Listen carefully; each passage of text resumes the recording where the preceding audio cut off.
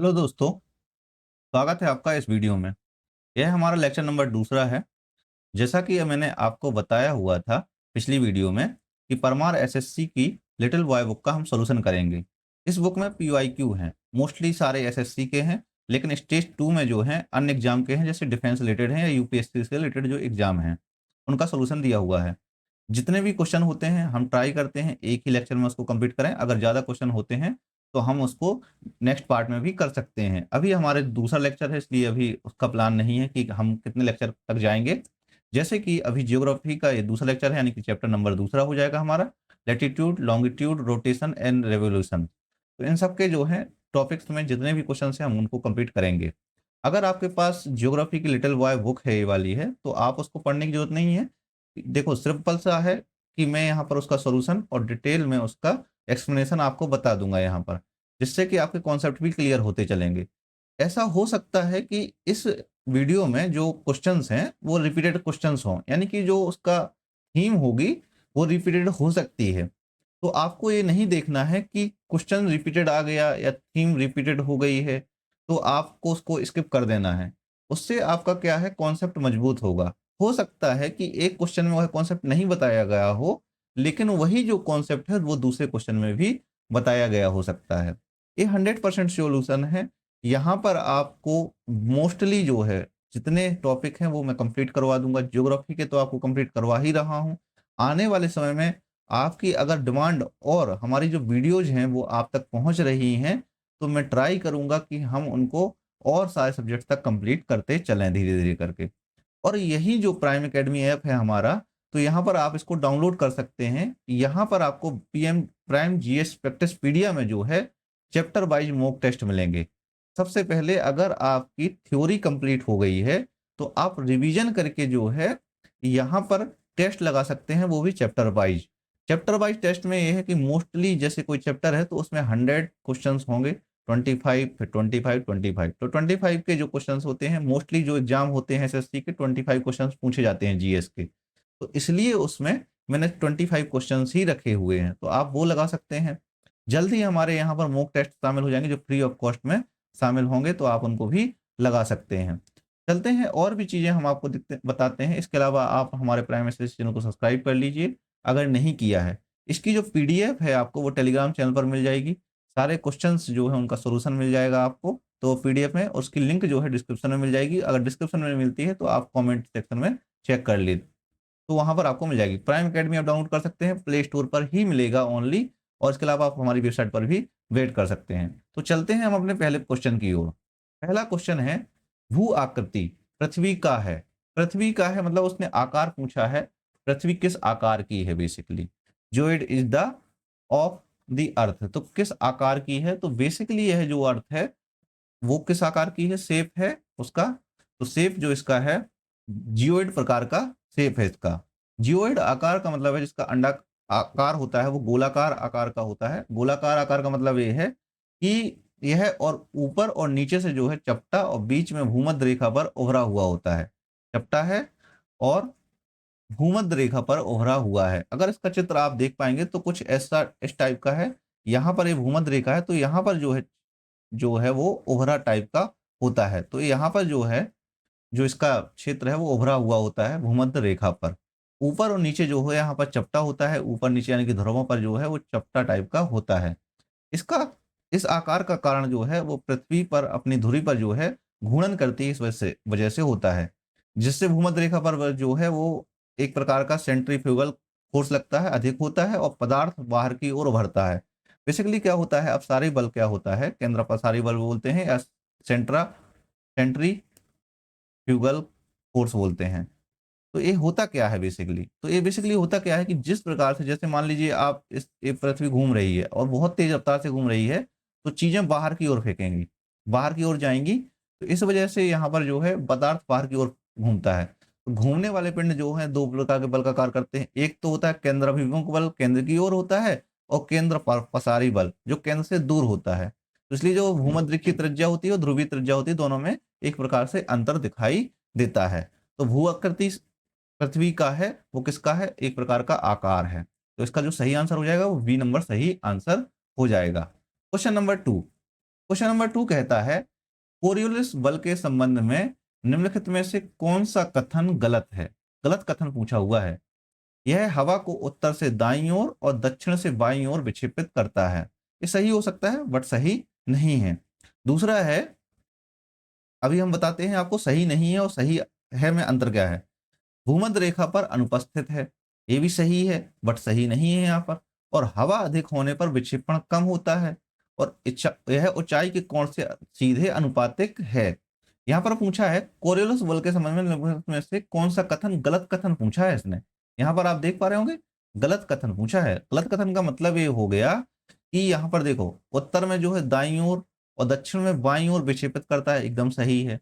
यह भूमध्य रेखा पर अनुपस्थित है। अब भूमध्य रेखा पर अनुपस्थित कैसे है, तो ऐसा देखिए जैसे ए है, यहाँ ध्रुव है, यहाँ आपके ध्रुव हो गए और ए वाला जो है शेप आपका यहाँ आपकी भूमध्य रेखा हो गई। तो भूमध्य रेखा पर यह 0 होता है, तो कभी भी यहाँ पर जो है चक्रवात नहीं आते हैं, भूमध्य रेखा पर चक्रवात नहीं आते हैं। वहीं पर जो है उत्तरी गोलार्ध में जो है हवाओं को दाईं ओर और दक्षिणी गोलार्ध में बाईं ओर विक्षेपित करता है। बेस्ट तरीका क्या होता है याद करने का, दक्षिणी गोलार्ध में बाईं ओर, तो दा से बा आ जाएगा, उल्टा शब्द है। और वहीं पे उत्तरी गोलार्ध में दाईं ओर, तो दाईं ओर दाईं दक्षिणी गोलार्ध में नहीं आएगा। तो आप इस तरीके से याद कर सकते हैं, जैसे कि मैं यहाँ पर आपको बता देता हूँ लिख के, उत्तरी गोलार्ध में दाईं ओर, ठीक है, और दक्षिणी गोलार्ध में बाईं ओर, ठीक है। इस तरीके से आप याद कर सकते हैं इसको, ठीक है। और अतः इसमें जो है देखो यहाँ पर एक और है, हवा की गति जितनी अधिक होगी कोरियोलिस बल का विक्षेपण जो है उतना ही अधिक होगा। तो यहाँ पर विक्षेपण जो है वो कम नहीं होता है बल्कि अधिक होता है। तो आपको इसको ध्यान से पढ़ लेना है, तभी ही सही आंसर पकड़ पाओगे आप। तो इसका सही आंसर क्या हो जाता है कि कौन सा गलत कथन है, तो गलत कथन इसका सी नंबर है। बाकी 3 ए बी और डी जो है वो सही है। तो आप इसको पढ़ सकते हो, ठीक है। हम अपने नंबर 3rd क्वेश्चन पे आते हैं।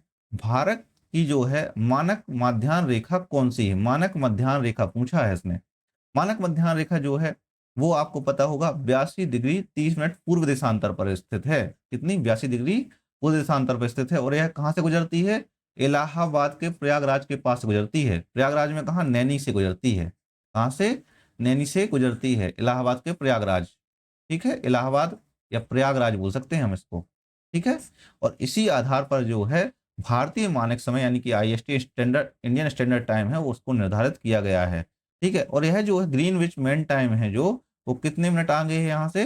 तो 5 घंटे 30 मिनट आगे है, 30 मिनट आगे है, ठीक है। और मध्याह्न रेखाएं जो है उत्तर से दक्षिण की ओर चलने वाली एक प्रकार की काल्पनिक ऊर्ध्वाधर रेखाएं होती हैं। तो इस तरीके से अगर आप देखोगे तो यहाँ पर एक रेखाएं होती हैं, ठीक है। और भारतीय जो मानक मध्याह्न रेखा है वो और कर्क रेखा जो है, अब यहाँ पर आपको कैसे समझना है, यहाँ पर ये है, ये आपका भूमध्य रेखा हो गई और ये आपकी कर्क रेखा हो गई और ये आपकी मकर रेखा हो गई। तो यहाँ से जो ये रेखाएं गुजरती हैं, तो यह जो इंडियन स्टैंडर्ड टाइम है यहाँ से ये दोनों गुजरती हैं और यह जो है कर्क रेखा हो गई। और जो भारतीय मानक मध्याह्न रेखा है ये दोनों जो हैं छत्तीसगढ़ के कोरिया जिले में एक दूसरे को काटती हैं। कहाँ पर? छत्तीसगढ़ के कोरिया जिले में एक दूसरे को काटती हैं। और भारत में जो है केवल एक ही समय क्षेत्र है, इतना ध्यान रखना, कौन सा? एक ही समय क्षेत्र है। हमारा क्वेश्चन नंबर 4 आता है। क्वेश्चन नंबर 4 कहता है प्रकाश वर्ष के संबंध में, प्रकाश वर्ष के संबंध में निम्नलिखित में से कौन से कथन सत्य हैं? अभी जो हाल फिलहाल में पैटर्न दोहराया जा रहा है वो इसी तरीके का पैटर्न आ रहा है। अब क्वेश्चंस आपको ध्यान से पढ़ने हैं और उनका आंसर खोजना है। प्रकाश वर्ष जो है दूरी की एक इकाई है, इसने सही बोला है, एकदम सही है ये वाला, ठीक है। प्रकाश वर्ष समय की एक इकाई है, तो समय की इकाई नहीं बल्कि दूरी की है। एक प्रकाश वर्ष वह दूरी है जो प्रकाश एक पृथ्वी वर्ष में तय करता है, ये भी सही है। प्रकाश वर्ष प्रकाश की तीव्रता का माप है, तो ये भी सही है। तो आपका सही आंसर जो हो जाएगा वो कौन सा हो जाएगा? 1 और 3 सही हो जाएगा। कौन सा? 1 और 3 सही हो जाएगा। कथन 2 और 4 गलत हैं, क्योंकि देखो मैंने बताया प्रकाश वर्ष जो है वो दूरी की एक इकाई है ना कि समय की है, तो यह इसलिए गलत हो जाता है। एक प्रकाश वर्ष दूरी वह है जो प्रकाश जो है निर्वात में एक पृथ्वी वर्ष तय तक करता है, निर्वात में, ठीक है। अब यानी कि लगभग कितना हो जाता है प्रकाश वर्ष? एक प्रकाश वर्ष, तो लगभग जो है आपको ये याद कर लेना है, लगभग कितना है 9.46 into 10 to the power kilometre, ठीक है, यानी कि 9.46 ट्रिलियन किलोमीटर के बराबर यह है। अब प्रकाश की गति अगर देखी जाए तो गति कितनी है, आपको ध्यान रखना है प्रकाश की गति। प्रकाश की गति, प्रकाश की गति कितनी है, गति है 3.3 इंटू 10⁵ किलोमीटर प्रति सेकेंड है, प्रति सेकेंड, ठीक है। तो आपको इसको भी याद कर लेना है। और एक पारसेक बराबर कितना होता है, एक पारसेक बराबर होता है, एक पारसेक बराबर होता है 3.26 प्रकाश वर्ष होता है, प्रकाश वर्ष होता है। हमारा नेक्स्ट क्वेश्चन है क्वेश्चन नंबर 5। क्वेश्चन नंबर 5 कहता है ऑफशोर तब होता है जब पृथ्वी सूर्य के दूर होती है, सबसे दूर होती है, सबसे दूर होती है, सबसे नीचे होती है, या नजदीक होती है, सबसे नजदीक होती है, या ऊपर होती है। तो कहां पर होती है आपको, ऑफशोर का मतलब होता है सबसे पास में होता है, सब तो सबसे नजदीक में यह होती है, ठीक है। अब यहाँ पर अगर आप देखेंगे तो पृथ्वी जो है अपनी कक्षा से सूर्य के निकट होती है। अब यहाँ पर देखो ये आपका सूर्य है, ठीक है, और यह जो है वो कक्षा है। अब जो यहाँ पर स्थिति है, तो ए वाली जो स्थिति है वो अपसौर वाली स्थिति है, और ए वाली जो स्थिति है ये उपसौर वाली स्थिति है। यहाँ पर जो है वो निकट होती है और यहाँ पर जो है वो दूर होती है। तो आप यहाँ पर चेक देख पा रहे होंगे, तो यह अपसौर होता है, ठीक है। अब यहाँ पर देखो यह जो है प्रतिवर्ष जो है लगभग 3 जनवरी को होता है। अब जो ये वाली स्थिति है उपसौर वाली स्थिति है, ये किस तारीख को होती है, तो 3 जनवरी को होती है, 3 जनवरी को होती है। जब जो है पृथ्वी और सूर्य के बीच की दूरी जो है वो लगभग कितनी होती है, 147.5 मिलियन किलोमीटर होती है, मिलियन किलोमीटर होती है। और इसके विपरीत जो है अपसौर की जो स्थिति है, जो अपसौर की स्थिति है ये कब होती है, तो ये 4 जुलाई को होती है।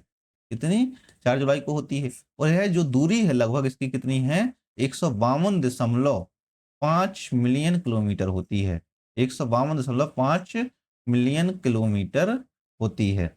अब सूर्य और पृथ्वी के बीच औसत दूरी है, जो औसत दूरी अगर देखा जाए तो इन दोनों का औसत अगर निकाला जाए तो औसत जो है वो 150 इंटू 10⁶ किलोमीटर है, 6 किलोमीटर है। अब ऐसी ही इस प्रकार की स्थिति जो है चंद्रमा और पृथ्वी के निकट होती है, ठीक है। अब चंद्रमा जो है वो पृथ्वी का चक्कर लगा रहा है, तो दोनों स्थिति है। जैसे मान लीजिए ये पृथ्वी है, ठीक है, अब इसका चक्कर है जो वो भी चंद्रमा लगा रहा है। तो चंद्रमा जब लगा रहा है तो जो सबसे निकट की स्थिति है, ये वाली जो निकट की स्थिति है, तो यहाँ पर क्या बोला जाता है, इसको उपभू बोला जाता है, उपभू बोला जाता है। और जो सबसे दूरी स्थिति है वो क्या बोली जाती है, अपभू बोली जाती है, क्या बोली जाती है, अपभू बोली जाती है, ठीक है। तो इस तरीके से आप इसको सही आंसर निकाल सकते हैं। तो ऑफशोर तब होता है जब पृथ्वी सूर्य के सबसे नजदीक होती है। तो इसका सही आंसर कौन सा हो जाएगा, सी नंबर सही आंसर हो जाएगा, ठीक है। क्वेश्चन नंबर 6, क्वेश्चन नंबर 6 कहता है भूमध्य रेखा, भूमध्य रेखा के पास के देशों को भूमध्य रेखा से दूर के देशों की तुलना में अधिक गर्म क्या बनाता है। भूमध्य रेखा पास के देशों को जो है भूमध्य रेखा से दूर के देशों की तुलना में अधिक गर्म क्या बनाता है। अब इसमें क्वेश्चन को आपको पढ़ना है। भूमध्य रेखा जो है पृथ्वी के केंद्र के पास है, भूमध्य रेखा एक गर्म रेखा है, ये भी सही है। और जो है भूमध्य रेखा के पास के क्षेत्रों में अधिक ज्वालामुखी हैं, और भूमध्य रेखा के पास के क्षेत्रों में सीधे और अधिक सूर्य का प्रकाश मिलता है, एकदम सही है। अब बात यहाँ पर आती है, जैसे ये वाला पृथ्वी का चित्र हो गया आपका, और ये वाला जो है वो भूमध्य रेखा हो गई आपकी, ठीक है। और ये जो है वो कर्क रेखा है, और यहाँ पर जो है वो आपका मकर रेखा है। अब सूर्य का स्थिति क्या है, जैसे सूर्य है तो सूर्य यहाँ पर वर्ष में 2 बार विषुव का समय पड़ता है, ठीक है। जब सूर्य कर्क रेखा की ओर जा रहा होता है तब यहाँ जाता है, तब भी यहीं से होकर जाता है भूमध्य रेखा से। और जब मकर रेखा की ओर जा रहता है, तो जब उत्तरायण होता है तब भी जाता है, और दक्षिणायन होता है तो तब भी सूर्य रहता है। तो विषुव यहाँ पर स्थिति पड़ती है। तो लगभग यहाँ पर 12 महीने ही 12 घंटे का दिन और रात होता है। इसकी वजह से यहाँ पर जो है सूर्य जो है लंबवत होता है। अब भूमध्य रेखा जो है सूर्य की किरणें जो है यहाँ पर सीधी पड़ती हैं, जिससे ऊर्जा का एक छोटे क्षेत्रफल केंद्रित तो होता है, और इसकी वजह से यहाँ पर टेम्परेचर जो है, टेम्परेचर आपका हाई होता है। जब तापमान अधिक होता है एक और बात है, यहाँ पर कई बार क्वेश्चन आता है कि भूमध्य रेखा पर अत्यधिक तापमान होता है या जो है उष्णकटिबंधीय क्षेत्रों पे होता है। तो देखो, एक सही आंसर जो है वो है उष्णकटिबंधीय क्षेत्रों में। उष्णकटिबंधीय क्षेत्रों में क्यों तापमान कम होता है? जैसे यहाँ पर क्या होता है, और उपोष्णकटिबंधीय क्षेत्रों में समस्या यहाँ पर है। आप देखो, सिंपल सा लॉजिक यहाँ पर लगाओ। जैसे यहाँ पर जो है संवहनीय वर्षा होती है। भूमध्य रेखीय क्षेत्रों में संवहनीय वर्षा होती है। दिन में 2 से 3 बजे के बीच में यहाँ पर वर्षा हो ही जाती है। क्यों होती है? क्योंकि अत्यधिक तापमान की वजह से बादल जैसी स्थिति बन जाती है और संवहनीय वर्षा हो जाती है। वहीं पर अत्यधिक बादल होते हैं, यहाँ पर अत्यधिक बादल होते हैं, तो यहाँ पर एल्बिडो अधिक नहीं होता है, ठीक है? और बादल होने की वजह से सूर्य का तापमान नहीं मिल पाता है, ठीक है? वहीं उपोष्णकटिबंधीय क्षेत्रों में दिन का में तापमान साफ होता है, इसकी वजह से वहाँ पर टेम्परेचर अधिक होता है। तो इसलिए ध्यान रखना है आपको कि जो उपोष्णकटिबंधीय क्षेत्रों में वहाँ पर टेम्परेचर अधिक होता है, ठीक है? क्वेश्चन नंबर 7वां। क्वेश्चन नंबर 7वां कहता है कि पृथ्वी की त्रिज्या कितनी है? अब पृथ्वी की त्रिज्या की कल बात हुई थी। औसत त्रिज्या आपको बताना है, तो जो पृथ्वी की औसत त्रिज्या है 7,456 किलोमीटर है, ये नहीं है। 6,371 किलोमीटर है, हाँ ये है। और 5,619 किलोमीटर ये नहीं है, और ये वाला भी नहीं है। तो इसका सही आंसर क्या हो जाता है? आपका बी नंबर सही आंसर हो जाता है। पृथ्वी का आकार जो है वो पूर्णतः गोलाकार नहीं है। इसकी जो भूमध्य रेखीय त्रिज्या है, अब यहाँ पर 2 प्रकार की त्रिज्या है।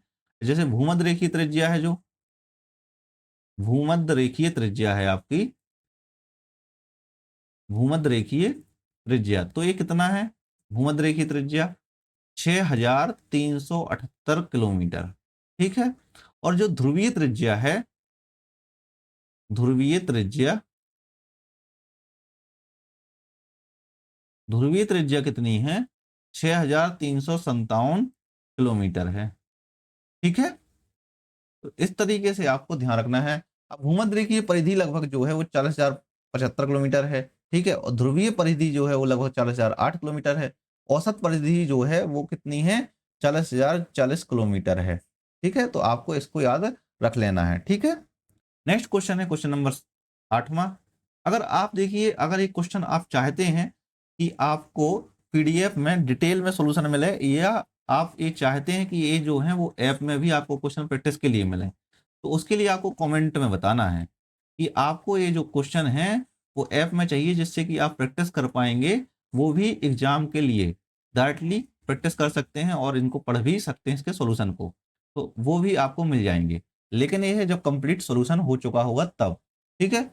निम्नलिखित में से कौन सा सूर्य ग्रहण का प्रकार नहीं है? सूर्य ग्रहण का प्रकार नहीं है इसने पूछा हुआ है, तो इसका जो है वो है प्यूनिवरल, यानी कि उपछाया। इसको आप वो कर लीजिए, प्रोनाउंसिएशन कर लीजिए, जो भी होता है।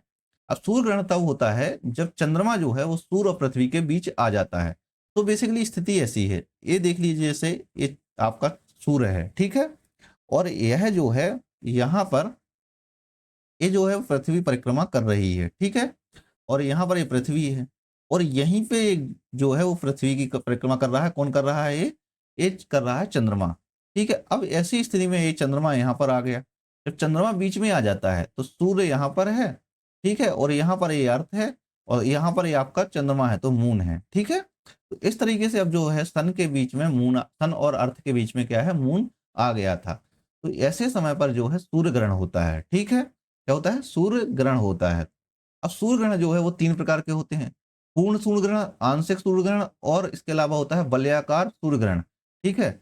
और उपछया जो है वो सूर्य ग्रहण का प्रकार नहीं है। अब यहाँ पर देखो, इसने पूछा है, हमारा जो क्वेश्चन था सूर्य ग्रहण का प्रकार नहीं है। सूर्य ग्रहण का प्रकार नहीं है। तो सूर्य ग्रहण कितने प्रकार के हो गए? 3 प्रकार के हैं। वलयाकार है, आंशिक है और पूर्ण। तो ये 3 प्रकार के जो है वो सूर्य ग्रहण होते हैं, ठीक है? और बल्कि यह जो है चंद्रमा की आंशिक छाया का वह भाग है, जो उपछया बोलते हैं। उपछया का बोलते हैं जो सूर्य का प्रकाश जो है आंशिक रूप से अवरुद्ध होता है। और चंद्रग्रहण तब होता है देखो, जब पृथ्वी और सूर्य के जो है चंद्रमा के बीच आती है। तो यह जो है पूर्णिमा के दिन होता है। तो बेसिकली यहाँ पर जो है, यहाँ पर जब चंद्रमा आ चुका होता है, ये चंद्रमा यहाँ पर आ चुका होता है, तो इससे सूर्य और चंद्रमा के बीच में जो है वो पृथ्वी आ गई होती है, तब चंद्रग्रहण होता है। तो इस तरीके से आपको सूर्य ग्रहण के 3 प्रकार हैं। 3 प्रकार कौन कौन से? पूर्ण ग्रहण, आंशिक सूर्य ग्रहण और वलयाकार या वलयाकार सूर्य ग्रहण कहलाता है। एनुअल एनुअलर बोलते हैं, ठीक है। तो इस तरीके से आपको पढ़ लेना है, ठीक है। क्वेश्चन नंबर 8वां, क्वेश्चन नंबर 9वां है हमारा क्वेश्चन नंबर, चंद्रमा के संबंध में, चंद्रमा के संबंध में निम्नलिखित में से कौन सा कथन सही है। सही कथन पूछा हुआ है। पृथ्वी से दिखाई देने वाले चंद्रमा के प्रकाशित भाग का आकार अमावस्या के बाद प्रत्येक दिन बढ़ता है और पूर्णिमा के बाद जो है पृथ्वी से दिखाई देने वाले चंद्रमा के सूर्य प्रकाशित भाग का आकार हर दिन कम होता जाता है। अब इसने पूछा हुआ है एक और दो दोनों, केवल एक, ना तो एक और ना ही दो और केवल दो, इनमें से कौन सा सही है। आपको सही आंसर बताना था। अब सही क्वेश्चन पूछा हुआ है तो आप एक बार एलोबरेट करो प्रॉपर्ली। चंद्रमा के संबंध में निम्नलिखित में से कौन सा कथन सही है। तो चंद्रमा के बारे में पूछा हुआ है।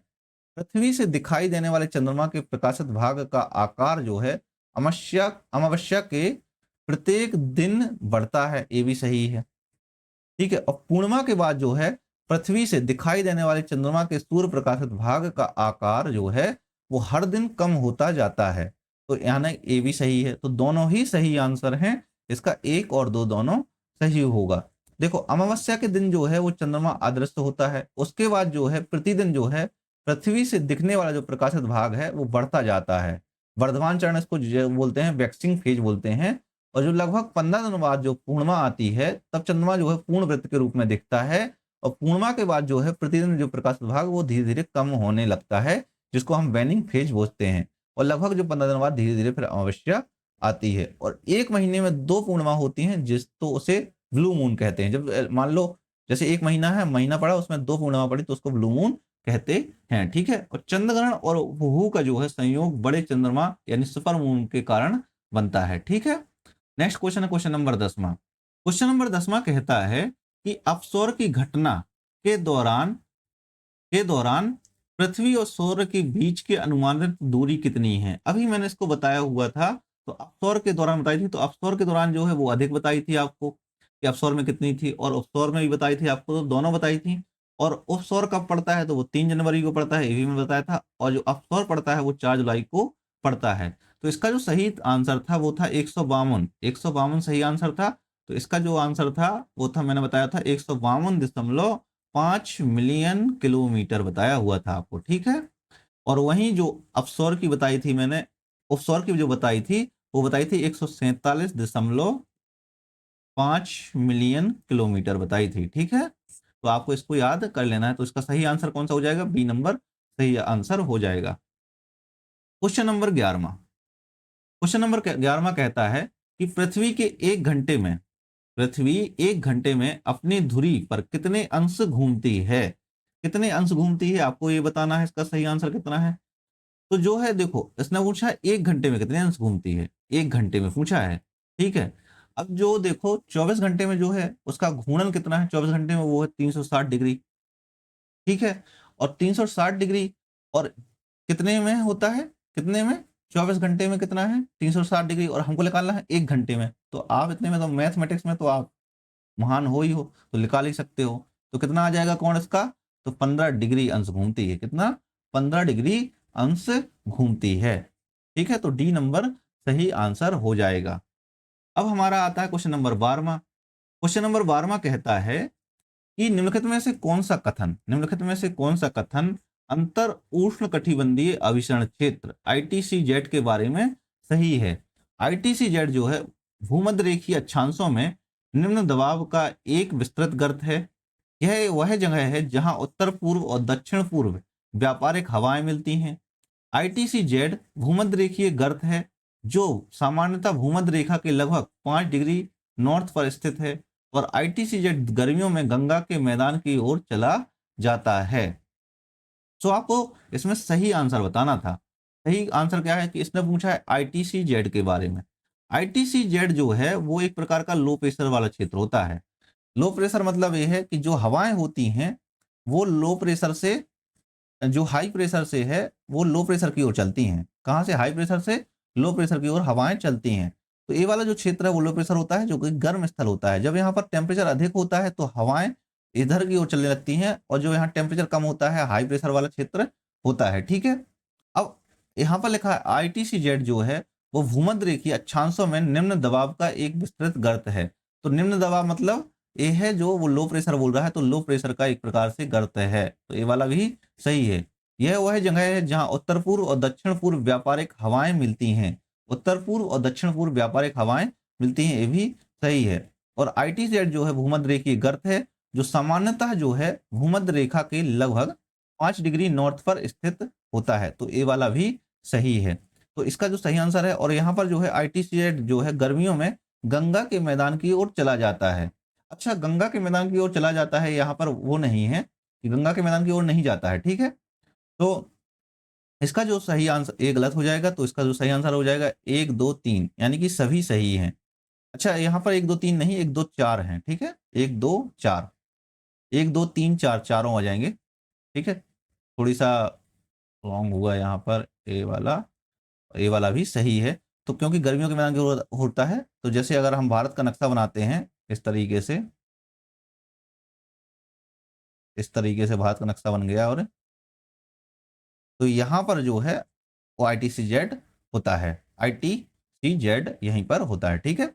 और यहाँ से धीरे धीरे शिफ्ट होता है, इसकी वजह से तापमान कम होने लगता है, उत्तर से दक्षिण की ओर शिफ्ट होने लगता है, ठीक है। क्वेश्चन नंबर 12वां कंप्लीट हो गया हमारा। अब हम चलते हैं क्वेश्चन नंबर 13वें पर। क्वेश्चन नंबर 13वां कहता है कि अक्टूबर नवंबर के दौरान जो है सूर्य की स्पष्ट गति की ओर होती है। स्पष्ट गति बताना, सूर्य की स्पष्ट गति किस ओर होती है, ठीक है। तो जो सूर्य की गति होती है वो दक्षिण की ओर होती है। अब यहाँ पर जो है सूर्य जो है उसका इस तरीके से सूर्य जो है यहाँ पर होता है, पहले कब होता है, जो है मई जून में जो है वो यहाँ पर कर्क रेखा पर होता है, और यहाँ से शिफ्ट होता है, फिर एकदम से दक्षिण की ओर जाने लगता है। तो पृथ्वी जो है वो 23.5 डिग्री पर झुकी हुई है, और इस झुकाव के कारण जो है सूर्य की स्पष्ट स्थिति जो है वर्ष भर बदलती रहती है, धीरे धीरे बदलती रहती है। और 21 जून जो है ग्रीष्म संक्रांति के बाद जो है सूर्य की स्पष्ट गति जो है वो दक्षिण की ओर होने लगती है। तो यहाँ पर जो है 21 जून को होता है, सूर्य कर्क रेखा पर होता है, और ग्रीष्म संक्रांति के बाद जो है यहाँ से धीरे धीरे खिसकने लगता है, ठीक है। तो अक्टूबर नवंबर में जो है सूर्य का दक्षिणायन होने लगता है, अर्थात जो है मकर रेखा की ओर बढ़ रहा होता है, ठीक है। और 22 दिसंबर को जो है शीत संक्रांति होती है, यानी कि जो है यहाँ पर जो है सूर्य जो है 22 दिसंबर को पहुंच चुका होता है, कहाँ पर, मकर रेखा पर। इसी वजह से यहाँ पर जो है शीत संक्रांति कहते हैं, सूर्य की जो है किरणें जो है मकर रेखा पर लंबवत पड़ती हैं, ठीक है। और 21 मार्च को, यानी कि यहाँ पर जो है 21 मार्च के दिन जो है 21 मार्च के दिन, ठीक है, और 23 सितंबर के दिन जो है सूर्य जो है विषुव पर होता है, यानी कि विषुवत रेखा पर होता है, तो यहाँ पर विषुव होता है, ठीक है। इस तरीके से आपको पढ़ना है। क्वेश्चन नंबर 14वां। अच्छा, क्वेश्चन सॉल्व करने का फायदा क्या है? आप उन लोगों ने कभी सोचा है कि क्वेश्चन सॉल्व करने का फायदा क्या होता होगा? तो क्वेश्चन सॉल्व करने का फायदा बेसिकली ये है, एक तो आपको रिकॉल करने की क्षमता डेवलप करनी चाहिए। रिकॉल कैसे करेंगे आप लोग? रिकॉल करने का तरीका सिंपल सा है। जैसे यहाँ पर पढ़ा विषुव, विषुव वर्ड पढ़ा, तो आपको इस तरीके से आपको डायग्राम बनाना है।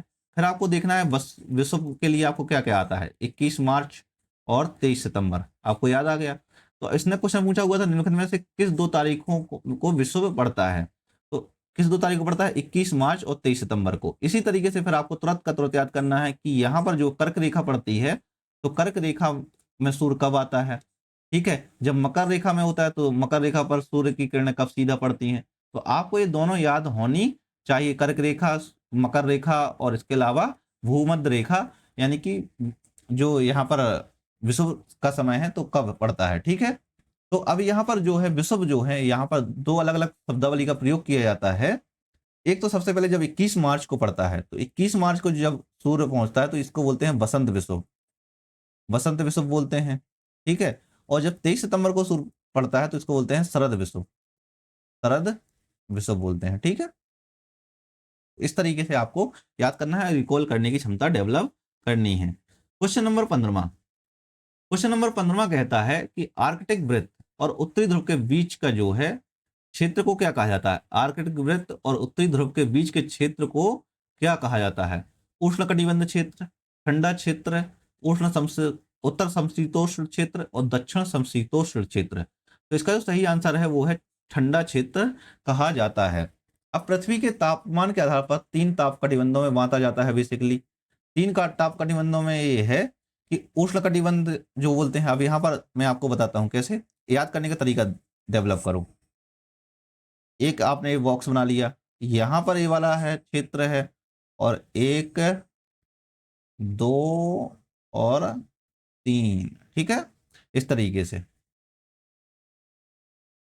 यहाँ पर याद करने का सिंपल सा तरीका, यहाँ पर 0 डिग्री, 23 डिग्री, 10 डिग्री, और यहाँ पर जो है आपका 30, यहाँ पर 45, और यहाँ पर 60, और ये आपका 90, ठीक है। एक ये वाला चित्र आपको याद बन कर लेना है, एक दूसरा चित्र ये वाला याद कर लेना है आपको, ठीक है। दो चित्र आपको याद कर लेने हैं जिसके आपको मतलब चीज़ें याद हो जाएं।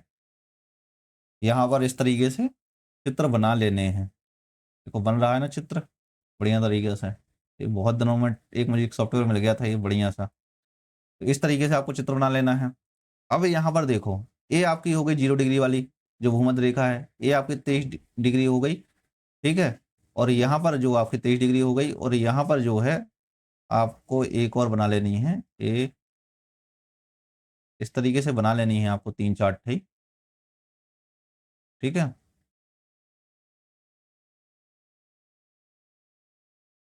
तीन से चार ऐसी बना लेनी है, और यहाँ पर आपको डाल लेना है धीरे धीरे करके यहाँ पर 60, यहाँ पर 45 डाल लो, और यहाँ पर 23 डाल लो, ठीक है। इस तरीके से कर लो। अब यहाँ पर ये वाला जो क्षेत्र है इसको हम बोलते हैं कौन सा क्षेत्र, इसको बोलते हैं उष्ण कटिबंध। और ये वाला जो क्षेत्र है, इतना वाला जो क्षेत्र है, इसको जो इन दोनों के बीच का क्षेत्र है, यहाँ पर, यहाँ अगर आप देख पा रहे होंगे तो इसको ऐसे नोटिस कर लो, ये वाला जो क्षेत्र है, ठीक है। और ए वाला जो क्षेत्र है, कौन सा, ए वाला जो क्षेत्र है, ठीक है। तो इसको बोलते हैं हम शीतोष्ण कटिबंध बोलते हैं, ठीक है। और यहाँ वाला जो क्षेत्र है जो अभी मैंने बताया हुआ था, ए वाला जो क्षेत्र है, ए बोलते हैं उष्ण कटिबंध। और ए वाला जो है यहाँ पर जो है ध्रुवीय कटिबंध वाला क्षेत्र है, ठीक है। तो इस तरीके से आपको याद कर लेना है। तो ये ठंडा क्षेत्र होता है आर्कटिक वृत्त और उत्तरी ध्रुव के क्षेत्र के बीच का क्षेत्र जो होता है, ठीक है। क्वेश्चन नंबर 16 आता है। क्वेश्चन नंबर 16 कहता है कि एक अक्षांश लगभग कितने किलोमीटर का होता है, एक अक्षांश कितने किलोमीटर का होता है, ठीक है। अब यहाँ पर इसको हम निकालते हैं, कैलकुलेट कर लेते हैं। अब पृथ्वी की जो औसत परिधि है वो कितनी है, औसत परिधि जो है वो 40,000 से 40 किलोमीटर है, ठीक है। और कुल अक्षांशों की संख्या कितनी है, तो कुल अक्षांश जो है वो कितने हैं, 180 डिग्री, ठीक है। और इसलिए एक अक्षांश जो है, अब एक अक्षांश कैसे निकालेंगे अपन, तो एक अक्षांश बराबर 40,000,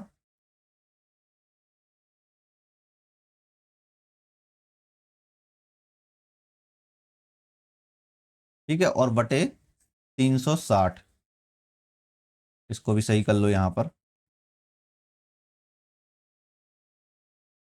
ठीक है। अब इसको जैसे अपन यहाँ से यहाँ कर दिया, काट दिया इसको, इसका जो आंसर आएगा वो आएगा लगभग 111 किलोमीटर, ठीक है। और लगभग अगर देखा जाए तो यह जो दूरी है, जो ये दूरी 111 किलोमीटर है, ये भूमध्य रेखा पर थोड़ी सी अधिक होती है। तो भूमध्य रेखा पर कितनी हो जाती, तो भूमध्य रेखा पर यह हो जाती है 111.32 किलोमीटर हो जाती है, ठीक है। तो इस तरीके से आपको रख लेना है, और ध्रुवों पर रख लेना है। अब जो कुल अक्षांश रेखाएं होती हैं वो 181 होती हैं, 0 से 90 डिग्री उत्तर में और 0 से डिग्री से 90 डिग्री दक्षिण में। और प्रत्येक अक्षांश की जो बीच की दूरी है वो लगभग समान होती है। सो आपको इस तरीके से याद कर लेना है, ठीक है। Question number 17। क्वेश्चन नंबर 17 कहता है एक सामान्य केंद्र से सामान्य यात्रा समय पर स्थानों को जोड़ने वाली रेखाओं को कहा जाता है समलंब रेखाएं, समकाल रेखाएं, समदाब रेखाएं और आइसोब्रॉन्स रेखाएं। इसने पूछा है सामान्य केंद्र से सामान्य यात्रा समय पर स्थानों को जोड़ने वाली रेखा कहते हैं, तो इसको कहते हैं समकाल रेखाएं कहते हैं। क्या कहते हैं, समकाल रेखाएं कहते हैं। अब इसमें एक केंद्र से सामान्य यात्रा पर स्थित स्थानों को जोड़ती हैं जो उनको समकाल रेखाएं कहते हैं। अब समलंब रेखाएं किसे कहते हैं, तो समलंब रेखाएं कहते हैं आइसोहेलाइंस कहलाते हैं, समान लवणता वाले स्थानों को जोड़ते हैं। अब समलंब रेखाएं जो है समान लवणता वाले स्थानों को जोड़ती हैं, और समदवा रेखाएं जो आइसोबार हैं समान वायुमंडलीय दाब वाले स्थानों को जोड़ती हैं, और आइसोब्रॉन्स जो है विशिष्ट समय पर जो है तूफान के एक विशेष चरण वाले स्थानों को जोड़ती हैं। इसके अलावा अन्य रेखाएं भी होती हैं, जैसे समवृष्टि रेखाएं होती हैं, समताप रेखाएं होती हैं, समगर्भ रेखाएं होती हैं। तो ये बहुत सारी अलग अलग रेखाएं होती हैं। क्वेश्चन नंबर 18वां, क्वेश्चन नंबर 18वां क्या कहता है? क्वेश्चन नंबर 18वां देखिए, भूमध्य रेखा से ध्रुवों तक सभी समांतर वृत्तों को रूप से जाना जाता है। अब भूमध्य रेखा से ध्रुवों तक सभी समांतर वृत्तों को के रूप में जाना जाता है। किस रूप में जाना जाता है? अक्षांश के समानांतर, आर्कटिक वृत्त, कर्क रेखा और अंटार्कटिक वृत्त। तो इसका जो सही आंसर है वो है अक्षांश के समांतर। क्या? अक्षांश के समांतर के रूप में जाना जाता है। ठीक है। अब भूमध्य रेखा जो है वो 0 डिग्री से लेकर उत्तरी और दक्षिणी ध्रुवों तक जो है 90 डिग्री तक खींची गई है, और सभी जो है काल्पनिक क्षैतिज वृत्तों को अक्षांश के समांतर कहते हैं। ठीक है। और ये रेखाएं जो होती हैं वो एक दूसरे के समांतर होती हैं, मतलब एक दूसरे को आपस में कभी काटती नहीं है। अक्षांश रेखाएं कौन सी? जैसे यहाँ पर देखा जाए तो जैसे मैंने ये बना दिया, ठीक है, और इसको बीच में अगर अपन लोग यहाँ से दो पार्ट में मारते हैं, जो बीच में दो पार्ट में मारते हैं इसको हम बोलते हैं भूमध्य रेखा। और ये वाली जो रेखाएं हैं, जैसे ये खींच दे, फिर यहाँ से ये जो खींच दी गई रेखाएं हैं इसको हम बोलते हैं अक्षांश रेखाएं होती हैं। तो एक दूसरे के बीच में समांतर दूरी होती है, एक दूसरे को काट नहीं होती हैं, तो एक दूसरे के समांतर चलती हैं, एक दूसरे को काटती नहीं हैं। अब 0 डिग्री है जो, वो कौन सी आपकी भूमध्य रेखा हो गई। 23.5 डिग्री उत्तर में जो है वो कर्क रेखा है, 23.5 डिग्री जो दक्षिण में वो मकर रेखा है। ठीक है। और 66.5 डिग्री उत्तर आर्कटिक वृत्त, और 66.5 डिग्री जो है वो दक्षिण में अंटार्कटिक वृत्त होता है। ठीक है। इस तरीके से आपको याद कर लेना है। क्वेश्चन नंबर 19वां, दुनिया में सबसे अधिक समय क्षेत्र किस देश में है? सबसे अधिक समय क्षेत्र किस देश में है? अब सबसे अधिक समय क्षेत्र किस देश में है? तो वो है फ्रांस में। कहां पर? फ्रांस में है। ठीक है। अब कई बार कंफ्यूजन होगा तो आप लोग रूस भी लगा सकते हो, संयुक्त राज्य अमेरिका भी लगा सकते हो, यूनाइटेड किंगडम भी लगा सकते हो। लेकिन यहाँ पर देखा जाए तो फ्रांस के पास जो है अपने विदेशी क्षेत्रों, जो ओवरसीज टेरिटरीज हैं और विभागों के कारण जो है बहुत सारे इसके अलग अलग मतलब क्षेत्र होते हैं। तो ऐसी जगह पर जो है अलग अलग जगह क्षेत्र हैं, उनके जो द्वीप हैं उन सबको मिला के जो कुल मिला के कितने हो जाते हैं? तो 13 समय क्षेत्र हो जाते हैं। 13 समय क्षेत्र हैं जो कि कुल मिला के ओवरसीज टेरिटरीज के रूप में देखी जाती हैं। और रूस में अगर देखा जाए तो रूस में कुल कितने हैं? 11 समय क्षेत्र हैं। ठीक है। और संयुक्त राज्य अमेरिका के कितने हैं? तो 6 समय क्षेत्र हैं। और यूनाइटेड किंगडम के कितने समय क्षेत्र हैं? तो 1 समय क्षेत्र है। ठीक है। और भारत का भी कितना है? 1 समय क्षेत्र है। और कितने पर है? 82 डिग्री 30 मिनट पूर्व पर आधारित है। ठीक है। नेक्स्ट क्वेश्चन है हमारा क्वेश्चन नंबर 20। क्वेश्चन नंबर 20 कहता है कि निम्नलिखित में से किस दबाव बेल्ट को अक्षांश फॉर्स लैटिट्यूड्स के रूप में जाना जाता है? ये बहुत सरल क्वेश्चन है, कई बार रिपीटेड है। भूमध्यरेखीय निम्न दबाव, उपध्रुवीय निम्न दबाव, उच्च दबाव, उपोष्णकटिबंधीय उच्च दबाव। तो अक्षांश किसे कहते हैं? बेसिकली 30 डिग्री उत्तर और 30 डिग्री दक्षिण पर स्थित जो है उसको उपोष्णकटिबंधीय उच्च दाब बेल्ट कहते हैं। और यह जो है हवाएं जो है ऊपर से नीचे उतरती हैं, जिससे यह क्षेत्र जो है वो शुष्क और गर्म हो जाता है। तो अक्षांश किसे कहते हैं? उपोष्णकटिबंधीय उच्च दाब वाले क्षेत्र को कहते हैं। उपोष्णकटिबंधीय उच्च दाब वाले क्षेत्र को कहते हैं। भूमध्यरेखीय जो है, अब यहाँ पर एक फिर से मैं बना देता हूँ आपको डायग्राम। जैसे डायग्राम बनाने का सिंपल सा तरीका, इस तरीके से गोला बनाओ आप, और यहाँ पर जो है एक ये आपकी भूमध्य रेखा हो गई। ठीक है।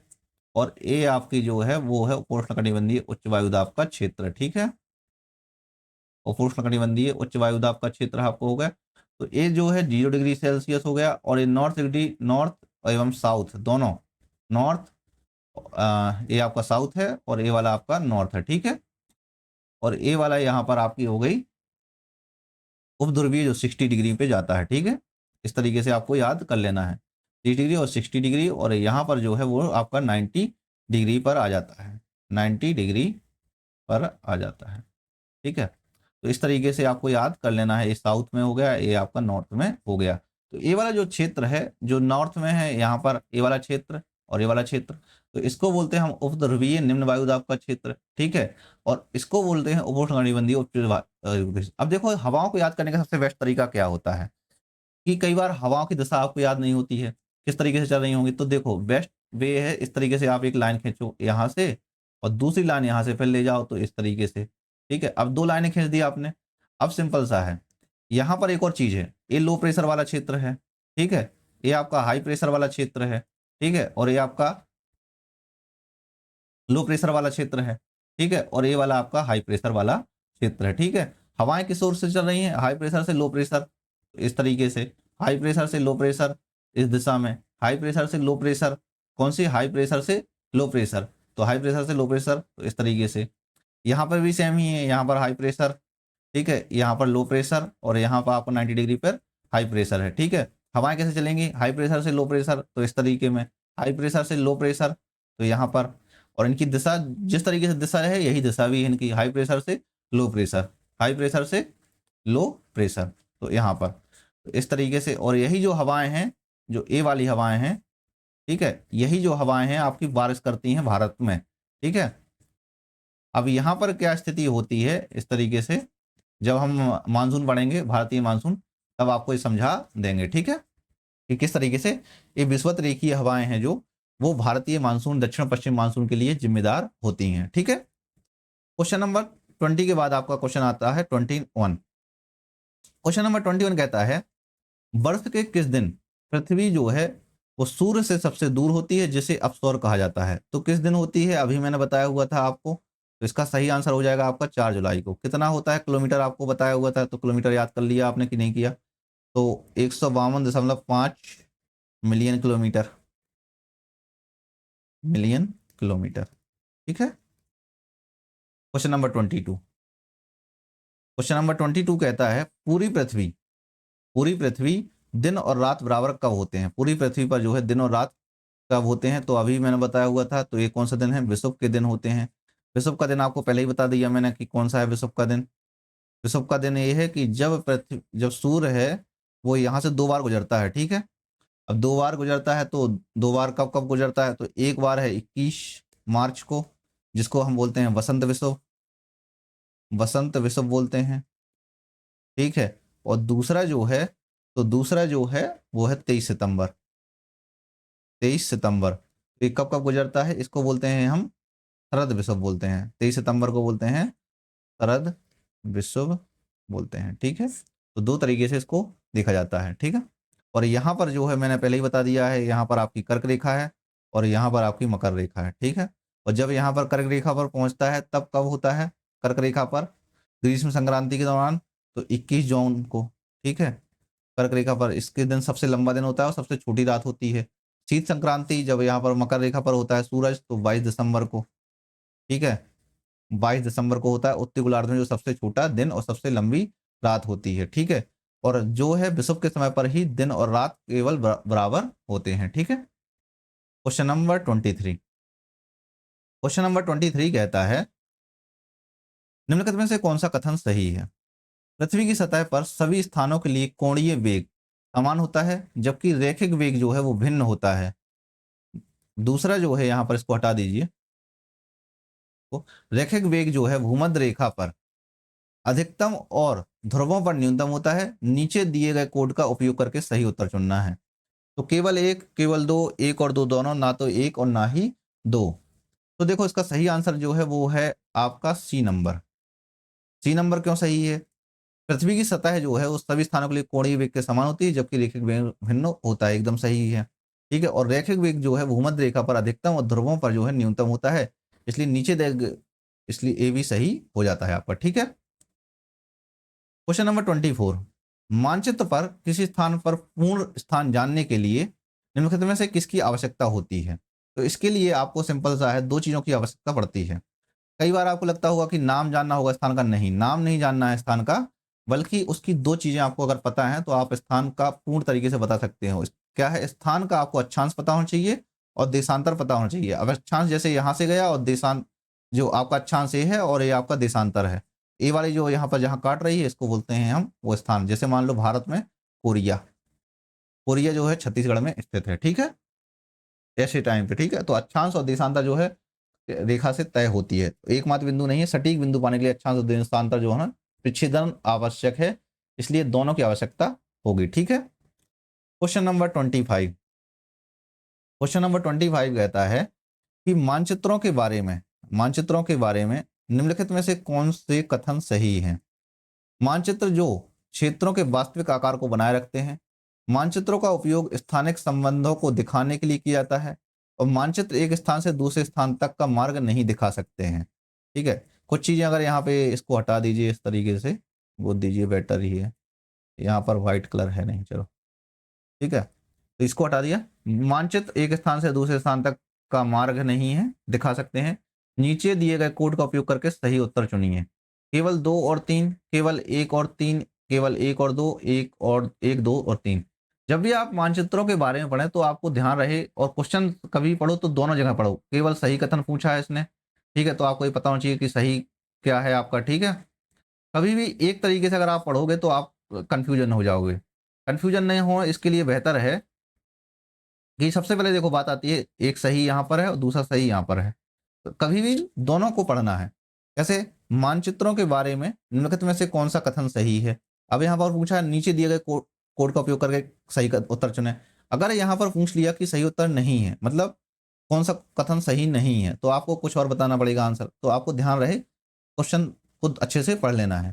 ठीक है, अब इसने पूछा था मानचित्र जो क्षेत्रों के वास्तविक आकार को बनाए रखते हैं उन्हें अनुरूप मानचित्र के रूप में जाना जाता है, और मानचित्रों का उपयोग जो है वो स्थानिक संबंधों को दिखाने के लिए किया जाता है, और मानचित्र का एक स्थान से दूसरे स्थान तक का मार्ग नहीं दिखा सकते हैं। तो ऐसा नहीं है, ए वाला जो है वो आपका गलत हो जाता है। मानचित्र जो है वो एक स्थान से दूसरे स्थान का प्रॉपरली दिखा सकते हैं। ठीक है, तो केवल 1 और 2 सही हैं। ठीक है, अब अनुरूप जो है कन्फर्म मानचित्र वे होते हैं जो छोटे क्षेत्रों की आकृति और आकार, जो शेप और कोणों को सही रखते हैं लेकिन क्षेत्रफल और एरिया को आवश्यक नहीं रखते हैं। ठीक है, इसलिए ये कथन सही हो जाता है। और यहाँ पर वास्तविक आकार से आता है जो है वो आकृति और शेप से है। ठीक है, मानचित्रों का जो प्रमुख उपयोग है वो स्थानों के बीच जो है स्थानिक संबंध, स्पेटियल रिलेशनशिप है, जैसे दिशा हो गया, दूरी हो गया, वितरण हो गया, निकटता हो गया, इन सबके आदि को दिखाना होता है, एक दूसरे के साथ संबंध दिखाना होता है। अब मार्ग दिखाने के लिए जैसे सड़क हो गया, सड़क मानचित्र हो गया, रूट मैप हो गया, नेविगेशन मैप हो गया, इसलिए मार्ग दिखाने के लिए भी मैप का उपयोग होता है। क्वेश्चन नंबर 26, क्वेश्चन नंबर 26 देखिए, क्वेश्चन नंबर 26 क्या कहता है? महान वृत्त के बारे में निम्नलिखित में से कौन सा कथन सही नहीं है? कौन सा कथन सही नहीं है? सही नहीं कथन पूछा हुआ है इसने, सही नहीं है। CAF 2022 में पूछा गया है। प्रत्येक महान वृत्त पृथ्वी के बराबर हिस्सों में विभाजित करता है। प्रत्येक महान वृत्त जो है वो पृथ्वी की एक परिधि है, और महान वृत्त पृथ्वी की सतह पर स्थानों के बीच सबसे लंबे यात्रा मार्गों को चिन्हित करता है। तो ये वाला गलत हो जाता है। ठीक है, और महान वृत्त जो है सबसे बड़ा वृत्त है जिसे पृथ्वी के चारों ओर 2 विशेष स्थानों के माध्यम से खींचा जा सकता है। तो ये वाला भी सही है। ठीक है, अब इसका जो सही आंसर हो जाता है वो A, B और D सही है। तो जो सही आंसर है, इसने पूछा है निम्नलिखित में कौन सा कथन सही नहीं है, यानी कि गलत कथन पूछा है इसने। क्या पूछा है? गलत कथन पूछा है। तो गलत कथन क्या होगा आपका? C नंबर सही है। तो अब कुल मिला के आपको क्या लगाना पड़ेगा? आपका सही आंसर हो जाएगा वो, सही आंसर कभी भी क्या होना चाहिए आपका? सही आंसर होगा आपका C नंबर सही हो जाएगा। ठीक है, तो महान व्रत जो है वह है व्रत है जिसका तल जो है, प्लेन जो है, पृथ्वी के केंद्र से होकर गुजरता है, और इसलिए जो पृथ्वी के जो है बराबर 2 गोलार्धों में विभाजित कर देता है। ठीक है, और महान व्रत जो है पृथ्वी पर संभव सबसे बड़े व्रत में से एक होता है, जो कि जैसे विषुवत व्रत है वो सबसे बड़ा व्रत में से एक है। इसे पृथ्वी की सबसे बड़ी परिधि या वृत्तीय परिधि के रूप में भी जाना जाता है। ठीक है, क्वेश्चन नंबर 27, क्वेश्चन नंबर 27 क्या कहता है? वसंत ज्वार के बारे में निम्नलिखित में से कौन सा कथन सही है? इसने पूछा है कौन सा कथन सही है, वसंत ज्वार के बारे में पूछा है। अब वसंत ज्वार जो है वो बताना है आपको, बहुत सरल है, थोड़ी सा कॉन्सेप्चुअल है, बस आपको ध्यान रखना है। ठीक है, मैंने पहले ही आपको इसके बारे में बताया हुआ था, बट आप भूल भी गए होंगे, हो सकता है। जैसे मैंने बताया हुआ था, यहाँ पर ये देखो आपका सूरज है, और यहाँ पर ये आपकी पृथ्वी इसका चक्कर लगा रही है। यहाँ पृथ्वी है और ये यहाँ पर चंद्रमा है। अब यहाँ पर देखो दूसरा चित्र बना लेते हैं, ये पृथ्वी है आपकी, ठीक है, और यहाँ पर एक चंद्रमा है। ठीक है, इस तरीके से है। अब वसंत ज्वार जो है, तो जब पृथ्वी और चंद्रमा के लगभग, सूर्य पृथ्वी और चंद्रमा के लगभग एक सीधी रेखा होती है। तो देखो एक सीधी रेखा होती है, जब ये सीधी रेखा होती है, और इसमें जो पृथ्वी चंद्रमा तो ऐसा जो टाइम आता है वो होता है वसंत ज्वार होता है। तो वसंत ज्वार जो है अब क्या है, उच्च ज्वार औसत ज्वार से, उच्च ज्वार से अधिक होता है और निम्न ज्वार जो है औसत निम्न ज्वार से कम होता है। तो इसका जो सही आंसर हो जाएगा वो सी नंबर सही हो जाएगा। ठीक है, यहाँ पर जो है ध्यान रखना है आपको, अमावस्या और पूर्णिमा के आसपास जो है, जिससे सूर्य और चंद्रमा के गुरुत्वाकर्षण बल मिलकर जो है अधिक प्रभाव डालते हैं। ठीक है, क्वेश्चन नंबर 28, क्वेश्चन नंबर 28 कहता है निम्नलिखित में से कौन सा पृथ्वी पर ऋतुओं में परिवर्तन को सही ढंग से समझाता है। पृथ्वी की धुरी का झुकाव जो है, पृथ्वी का अपनी धुरी पर घूमना है, सूर्य के चारों ओर चंद्रमा की परिक्रमा करना है और अन्य ग्रहों के साथ पृथ्वी की परस्पर क्रिया करना है। इसने पूछा है पृथ्वी की ऋतुओं में परिवर्तन के सही ढंग से समझता है। तो पृथ्वी के ऋतुओं के परिवर्तन क्या है, आपने सबसे पढ़ा होगा, tilt of the earth axis. तो जो है वो ए नंबर सही है। पृथ्वी पर जो ऋतुओं का मुख्य कारण है वो पृथ्वी की धुरी का झुकाव है, लगभग जो झुकाव कितना है 23.5 डिग्री है, और सूर्य के चारों ओर पृथ्वी की परिक्रमा करना है। ये दो चीजें हैं, कौन कौन सी, एक तो पृथ्वी की धुरी पर झुकाव और दूसरा सूर्य के चारों ओर पृथ्वी की परिक्रमा है। धुरी के झुकाव के कारण जो है वर्ष के अलग अलग समय पर अलग अलग गोलार्ध पर जो है सूर्य की किरणें अधिक सीधी यानी कि लंबवत निकट पाते हैं और दिन की अवधि भी इसके कारण से बदलती रहती है, जिससे जो है तापमान है और जो ऋतुएं हैं दोनों बदलती रहती हैं। ठीक है, और पृथ्वी के जो अपने अक्ष पर घूमना है, जो एक प्रकार से कह सकते हैं दिन रात का प्रमुख कारण है, बल्कि ऋतुओं का नहीं है।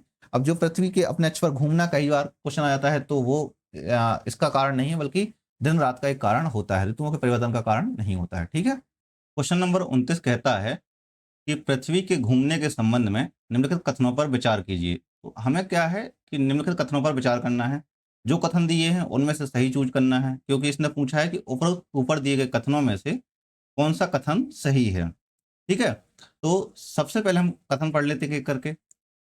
चूंकि पृथ्वी प्रत्येक घंटे 15 डिग्री घूमती है, इसलिए समय क्षेत्र सामान्य रूप से एक घंटे से भिन्न है। दूसरा लिखा है अंतर्राष्ट्रीय तिथि रेखा पर कैलेंडर का दिन बदल जाता है, पूर्व की ओर यात्रा के लिए एक दिन आगे बढ़ जाता है और पश्चिम की ओर यात्रा के लिए एक दिन पीछे हो जाता है। दैनिक प्रकाश समय बचत घड़ी के एक घंटे आगे बढ़ाता है। चंद्रमा पृथ्वी के चारों ओर उसी दिशा में घूमता है जिस दिशा में पृथ्वी सूर्य के चारों ओर घूमती है।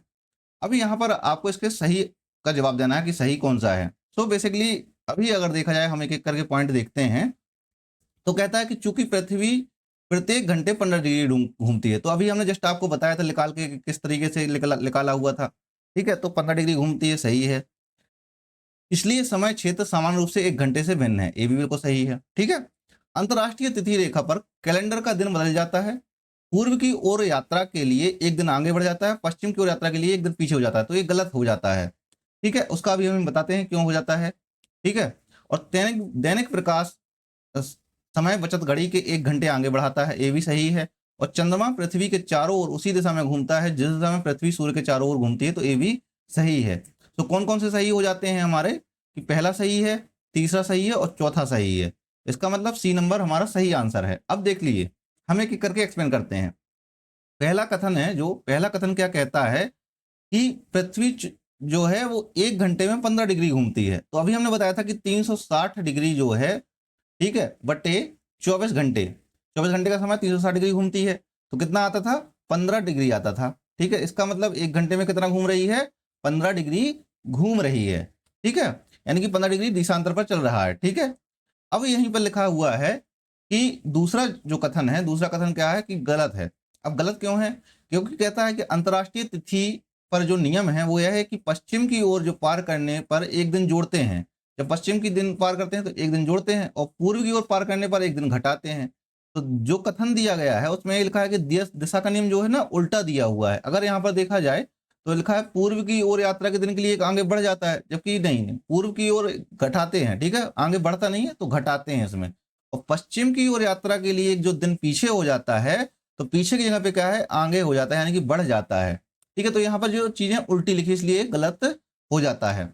वहीं कथन नंबर तीसरा है daylight saving time. Daylight saving time जो है, क्या बोलते हैं, डेलाइट सेविंग टाइम, दैनिक प्रकाश समय जो बोलते हैं, में घड़ी को जो है निर्धारित अवधि पर आमतौर पर गर्मियों में जो है 1 घंटे के लिए आगे बढ़ा दिया जाता है, आगे के लिए बढ़ा दिया जाता है। ठीक है ना, कितने के लिए, 1 घंटे के लिए, तो ये भी सही है। और वहीं जो है वो जो कथन नंबर चौथा है, तो चौथा ये कहता है कि चंद्रमा जो है पृथ्वी जो पृथ्वी के चारों ओर पश्चिम से पूर्व की ओर दिशा में परिक्रमा करता है। किसकी ओर? पश्चिम से पूर्व की ओर दिशा में परिक्रमा करता है, और पृथ्वी जो है सूर्य के चारों उसी सामान्य दिशा में परिक्रमा करती है। इसलिए जो कथन नंबर चौथा भी सही हमारा हो जाता है। तो इसका सही आंसर क्या हो जाता है? सी नंबर सही आंसर हो जाता है। ठीक है, क्वेश्चन नंबर 30 आते हैं। थोड़ी सा अगर समय लंबा लगे क्लास में तो फिर भी आपको बने रहना है, क्लास देखना है। क्लास जब तक आप कंप्लीट नहीं देखेंगे तो आप कभी भी समझ लो कि चैप्टर कमांड नहीं कर पाएंगे। अभी क्या है, जरूरत है चैप्टर कमांड करने की जरूरत होती है। क्वेश्चन नंबर 30 है, यदि न्यूजीलैंड 31 दिसंबर 2023 है, उसी समय हवाई द्वीप और अलास्का में तारीख क्या होगी? इसने पूछा है न्यूजीलैंड में जो है 31 दिसंबर 2023 है, और उसी समय जो है हवाई द्वीप या अलास्का में तारीख क्या होगी? दोनों के पास 1 जनवरी 2024 है, दोनों के पास 30 दिसंबर 2023 है। अलास्का में 31 दिसंबर 2023 है और हवाई द्वीप में 1 जनवरी 2024 है, और हवाई द्वीप में 1 दिसंबर 2023 है और अलास्का में 1 जनवरी 2024 है। तो जल्दी आंसर बताइए इसका। आंसर अगर आपने सोचा है तो मैं बताता हूं फिर।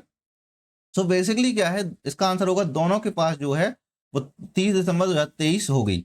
इसने पूछा 1 दिसंबर 2023 है और उसी समय जो हवाई द्वीप अलास्का में तारीख क्या होगी। अब बेसिकली क्या है, अंतर्राष्ट्रीय तिथि रेखा है जो ग्रीनविच टाइम है। तो रेखा जो है पश्चिम में तिथि जो है सामान्य रेखा पूर्व की तुलना में एक दिन आगे होती है, पूर्व की तुलना में एक दिन आगे होती है। ठीक है, तो न्यूजीलैंड जो है वो पश्चिमी भाग में है। ठीक है, पश्चिमी भाग में स्थित है।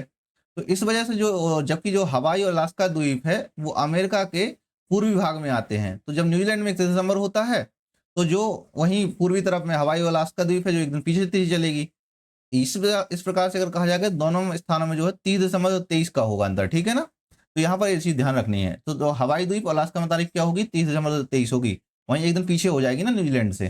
ठीक है, क्वेश्चन नंबर 31 कहता है मकर रेखा किस देश से होकर गुजरती है? मकर रेखा किस देश से होकर गुजरती है? Bolivia, Botswana, Zimbabwe, Uruguay. तो इसका सही आंसर आपको बताना है। सही आंसर क्या है? मकर रेखा जो है देखो 23 अभी हम कितने सारे आपको चित्र बना के बता चुके हैं ऑलरेडी। ठीक है, इस तरीके से चित्र बना लीजिए। सेंटर में विषुवत रेखा और यहाँ पर ये वाली आपकी मकर रेखा। ठीक है, तो मकर रेखा जो है वो 23.5 पे है दक्षिणी अक्षांश में। और अफ्रीका में जो है, अफ्रीका में किस किस देश से जाती है अफ्रीका में? तो Namibia, Namibia, Namibia, Namibia, Botswana, Botswana, इसके अलावा दक्षिण अफ्रीका। इन कंट्री के नाम याद कर सकते हैं आप क्योंकि ये जरूरी भी पड़ सकता है। मोजाम्बिक, मोजाम्बिक, इसके अलावा मेडागास्कर। तो इन कंट्रियों से ये गुजरती है। कौन सी मकर रेखा? इन देशों से गुजरती है। ये दक्षिण अफ्रीका अफ्रीका के देश हैं। ठीक है, जबकि जो है जिम्बाब्वे से नहीं गुजरती है। ठीक है, जिम्बाब्वे से नहीं गुजरती है। और दक्षिण अमेरिका में जो है ब्राजील से। ठीक है, और पराग्वे, अर्जेंटीना और चिली से गुजरती है। अब दक्षिण अमेरिका के अगर देशों के नाम याद रखना है आपको तो दक्षिण अमेरिका में कौन कौन से हैं? जैसे ब्राजील है, ठीक है, ब्राजील, इसके अलावा पराग्वे, अर्जेंटीना, अर्जेंटीना और चिली,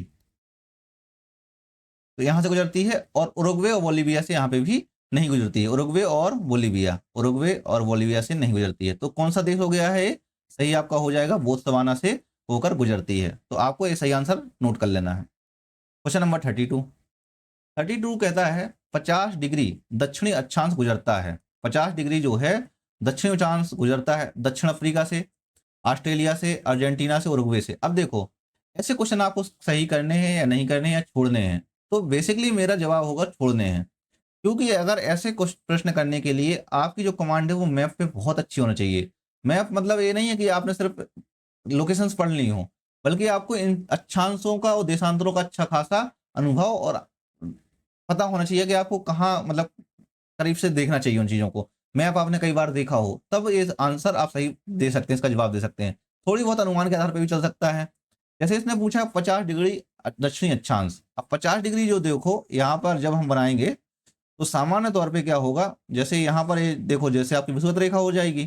ठीक है, और यहाँ आपकी 23 डिग्री हो जाएगी। तो 23 डिग्री के बाद आपकी जो है वो 50 डिग्री जाएगी। तो 50 डिग्री मान लो यहाँ पे चली जाएगी। ठीक है, अब जब 50 डिग्री यहाँ पे चलेगी तो यहाँ कौन कौन सी कंट्री आना चाहिए? ठीक है। दक्षिण अफ्रीका जो है वो यहाँ से मकर रेखा के आसपास से गुजरती है, ठीक है। ऑस्ट्रेलिया जो है वो भी यहीं पे निकलता है, ठीक है। अर्जेंटीना है जो वो नहीं गुजरता है यहाँ पे, ठीक है। तो अर्जेंटीना आपका सही आंसर हो जाता है, ठीक है। यही जो है वो आपको तरीका बताना है। अर्जेंटीना के जो दक्षिणी क्षेत्र है तो पैटागोनिया से जो है पैटागोनिया के आसपास से गुजरती है, ठीक है। पैटागोनिया के आसपास से, और 50 डिग्री जो है साउथ अक्षांश जो है अर्जेंटीना से होकर गुजरता है, ठीक है। अब नेक्स्ट क्वेश्चन चलते हैं, क्वेश्चन नंबर 33 क्या कहता है, ज्वार के संबंध में निम्नलिखित में कथनों पर विचार करना है और सही कथन बताना है हमको। चौड़े महाद्वीपीय शेल्फ पर ज्वारीय उभारों की ऊंचाई अधिक होती है। जब ज्वार द्वीपों के बीच में संकुचित होते हैं तो उन्हें ज्वारीय धाराएं कहते हैं। ऊपर दिए गए कथनों में से कौन सा कथन सही है? तो केवल एक, केवल दो, केवल एक और दो, ना तो एक और ना ही दो। तो इसका जो सही आंसर हो जाता है एक नंबर, मतलब सी नंबर, एक और दो दोनों सही है। अब देखते हैं ज्वार के संबंध में लिखित कथनों पर विचार कीजिए। चौड़े जो महाद्वीपीय शेल्फ हैं पर ज्वारीय उभारों की ऊंचाई अधिक होती है। तो ऐसा होता है कि जैसे विस्तृत चौड़े महाद्वीपीय शेल्फ होते हैं, ठीक है, तो यहाँ पर जो है समुद्र की गहराई जो है धीरे धीरे कम होती जाती है। अब ऐसे यहाँ पर जो शेल्फ होते हैं, ये तट होता है महाद्वीपीय तट, और ये शेल्फ होता है, ठीक है। यहाँ ये शेल्फ होता है, तो ये क्या है, समुद्र की गहराई धीरे धीरे कम होती जाती है और उथले पानी में जो कि ज्वार की तरंग वेग है वो घटता जाता है। तो इसकी वजह से जो होती है ज्वार की ऊंचाई है वो तटीय क्षेत्रों में बढ़ जाती है, धीरे धीरे बढ़ जाती है, ठीक है। वही जो इसका इसलिए कथन एक सही हो जाता है। अब इसमें लिखा है ज्वार द्वीपों के बीच में संकुचित होते हैं तो उन्हें ज्वारीय धाराएं भी कहा जाता है। अब ऐसा होता है कि जैसे ज्वारीय जल है, जो प्रवाह है, ज्वारीय जल का प्रवाह है, वो द्वीपों के बीच में हो सकता है, संकीर्ण जल में हो सकता है, खाड़ियां मुहाने में होता है, तो संकुचित हो जाता है और तेज गति से बहता है। अब क्यों तेज गति से बहता है? जैसे एग्जाम्पल के लिए यहाँ पर एक खाड़ी है, ठीक है, एक खाड़ी है, ठीक है। जब एक खाड़ी है तो यहाँ पर एकदम से, अब मान लो यहाँ समुद्र से ज्वार की धारा आ रही है बहुत तेज रफ्तार पे, तो ये संकुचित हो जाएगी और एकदम से तेज रफ्तार बन जाएगी यहाँ पर। तो ज्वार की धाराएं जो होती हैं ज्वार द्वीपों में संकुचित होते हैं तो उन्हें ज्वारीय धाराएं भी कहा जाता है। इसलिए कौन सा कथन सही हो जाएगा? कथन नंबर सी सही हो जाएगा आपका, एक और दो दोनों सही हो जाएगा। क्वेश्चन नंबर 34 में देखते हैं हम 34 क्या कहता है।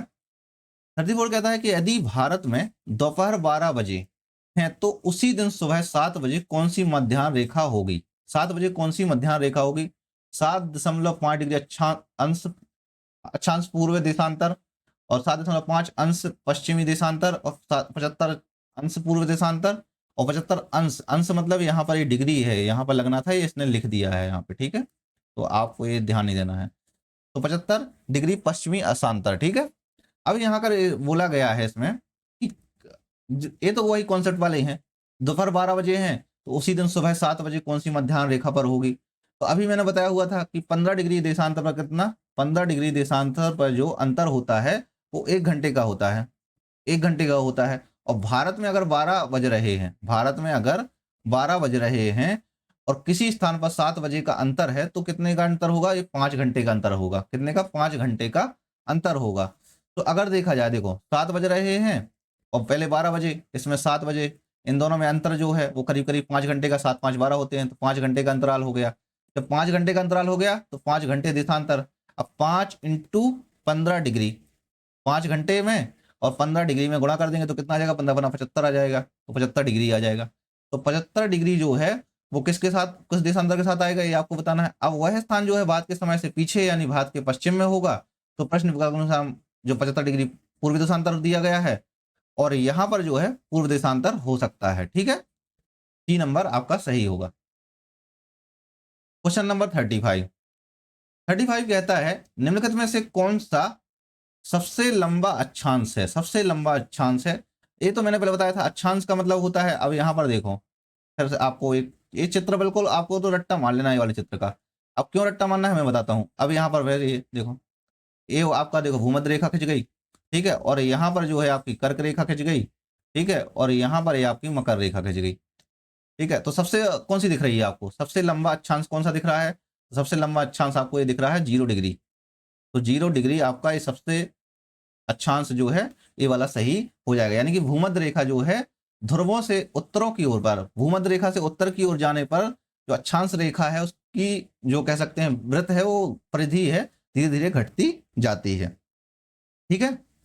अब जो यहाँ पर एक और चीज है, अब इसमें अगर क्वेश्चन पूछ लिया जाए आपसे कि ऐसे कौन से वृत्त हैं जो लगभग समांतर हैं या बराबर हैं, तो वो 23 डिग्री हैं। ठीक है, तो आपको ये वाला याद कर लेना है। क्वेश्चन नंबर 36 कहता है कि निम्नलिखित में से कौन सा अक्षांश लगभग समांतर है, सबसे लंबा समानांतर है। समानांतर बताना है हमको, सबसे लंबा समानांतर कौन सा है। तो समानांतर का मतलब वो आता है कि अक्षांश की रेखाएं जो पूर्व से पश्चिम की दिशा में जो पृथ्वी को घेरती हैं। तो सबसे लंबा अक्षांश पूछा हुआ है इसने, तो अभी जस्ट मैंने बताया हुआ है भूमध्य रेखा। सबसे लंबा अक्षांश जो हो जाएगा वो भूमध्य रेखा हो जाएगा, क्योंकि ये पूरी पृथ्वी को घूमती है, पूरा चक्कर लगाता है। ठीक है, तो यहाँ पर ध्यान रखना है। और आर्कटिक वृत्त है जो सभी भूमध्य रेखा से सबसे छोटे वृत्त में से एक है। ठीक है, आर्कटिक वृत्त। ठीक है, क्वेश्चन नंबर 37 कहता है निम्नलिखित में से किस देश का ग्रीनविच मीन टाइम जीएमटी से अधिक समय अंतर है। अधिकतम समय का अंतर है, सबसे अधिकतम समय का अंतर है। जैसे भारत का कितना है 5.30, लगभग 5.5 घंटे का अंतराल है। ठीक है, अब वहीं पर हमें देखना है ग्रीनविच मीन टाइम से सबसे अंतराल किसका है, तो वो आपको देखते हैं। अब इनमें से जो ऑप्शन दिए हैं, तो भारत का कितना हो गया 5.5 घंटे है। ठीक है, अब जो यहाँ पर जैसे देखा जाए नेपाल का कितना है, तो लगभग 5 घंटे 45 मिनट है। ठीक है, श्रीलंका का कितने हैं, तो श्रीलंका का भी लगभग वही है जो भारत का है, तो लगभग 5.5 घंटे आ जाता है। और जो भूटान का है, तो भूटान का भी लगभग किसके समांतर आता है, वो भी लगभग 5 घंटे 45 मिनट के आसपास आता है। ठीक है, तो अगर लेकिन फिर भी देखा जाए तो भारत का जो है, अब हम लोग इसको सही कैसे करेंगे। सही करने का सबसे बेस्ट ऑप्शन, जैसे यहाँ पर ये देशांतर रेखा है, यहाँ देशांतर रेखा है, और भारत की यहाँ से गई है मिर्जापुर के आसपास से, तो यहाँ पर जो भूटान पड़ता है, तो भूटान दूरी पर पड़ गया, तो अपने लिए कौन सा सही हो जाना चाहिए, फिर भूटान सही हो जाना चाहिए। ठीक है, और नेपाल उसके बाद पड़ता है, तो दोनों का लगभग सेम है काउंटिंग में, लेकिन फिर भी इसलिए ग्रीनविच टाइम का जो अंतर सबसे अधिक अंतर आ जाएगा वो किसका आ जाएगा, भूटान का आ जाएगा। ठीक है, ग्रीनविच मीन टाइम का। क्वेश्चन नंबर 38 कहता है निवासियों को पृथ्वी ग्रह में घूमने की गति के बारे में पता नहीं है, क्योंकि पृथ्वी की सतह पर प्रत्येक स्थान के लिए कोणीय वेग स्थिर है, वायुमंडल पृथ्वी के साथ घूमता है, आसपास कोई भी वस्तु नहीं है जो स्थिर हो या पृथ्वी की गति से भिन्न गति से चल रही हो। सही स्पष्टीकरण है, सही स्पष्टीकरण पूछा है इसने।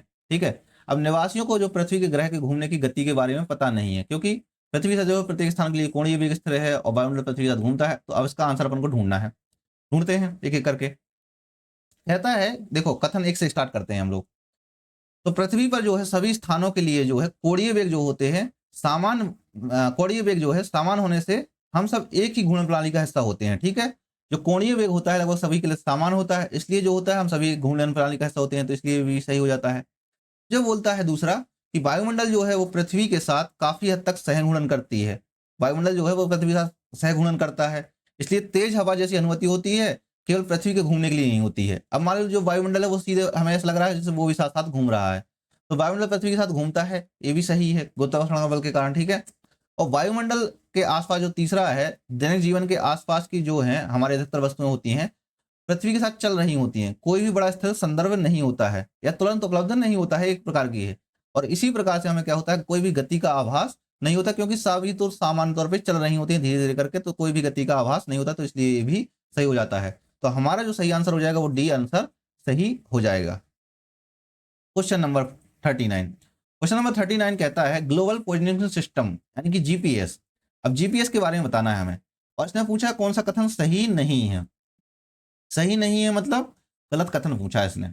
ठीक है, या तो हमें सही पता होना चाहिए, या अगर हमें सभी सही पता है तो हमें गलत पता होना चाहिए। ठीक है, कुछ एक ना एक होना चाहिए। अब इसमें लिखा है यह पृथ्वी के ऊपर परिक्रमा करने वाले ग्रहों के नेटवर्क पर आधारित है। पृथ्वी के परिक्रमा करने वाले ग्रहों पर नेटवर्क पर आधारित है, सही है। पृथ्वी के ऊपर परिक्रमा करते हैं जो उपग्रह करते हैं उसी पर आधारित है। नेविगेशन सिस्टम जो आपको पता होना चाहिए। यह त्रिभुजाकार प्रणाली पर आधारित है, ये भी सही है।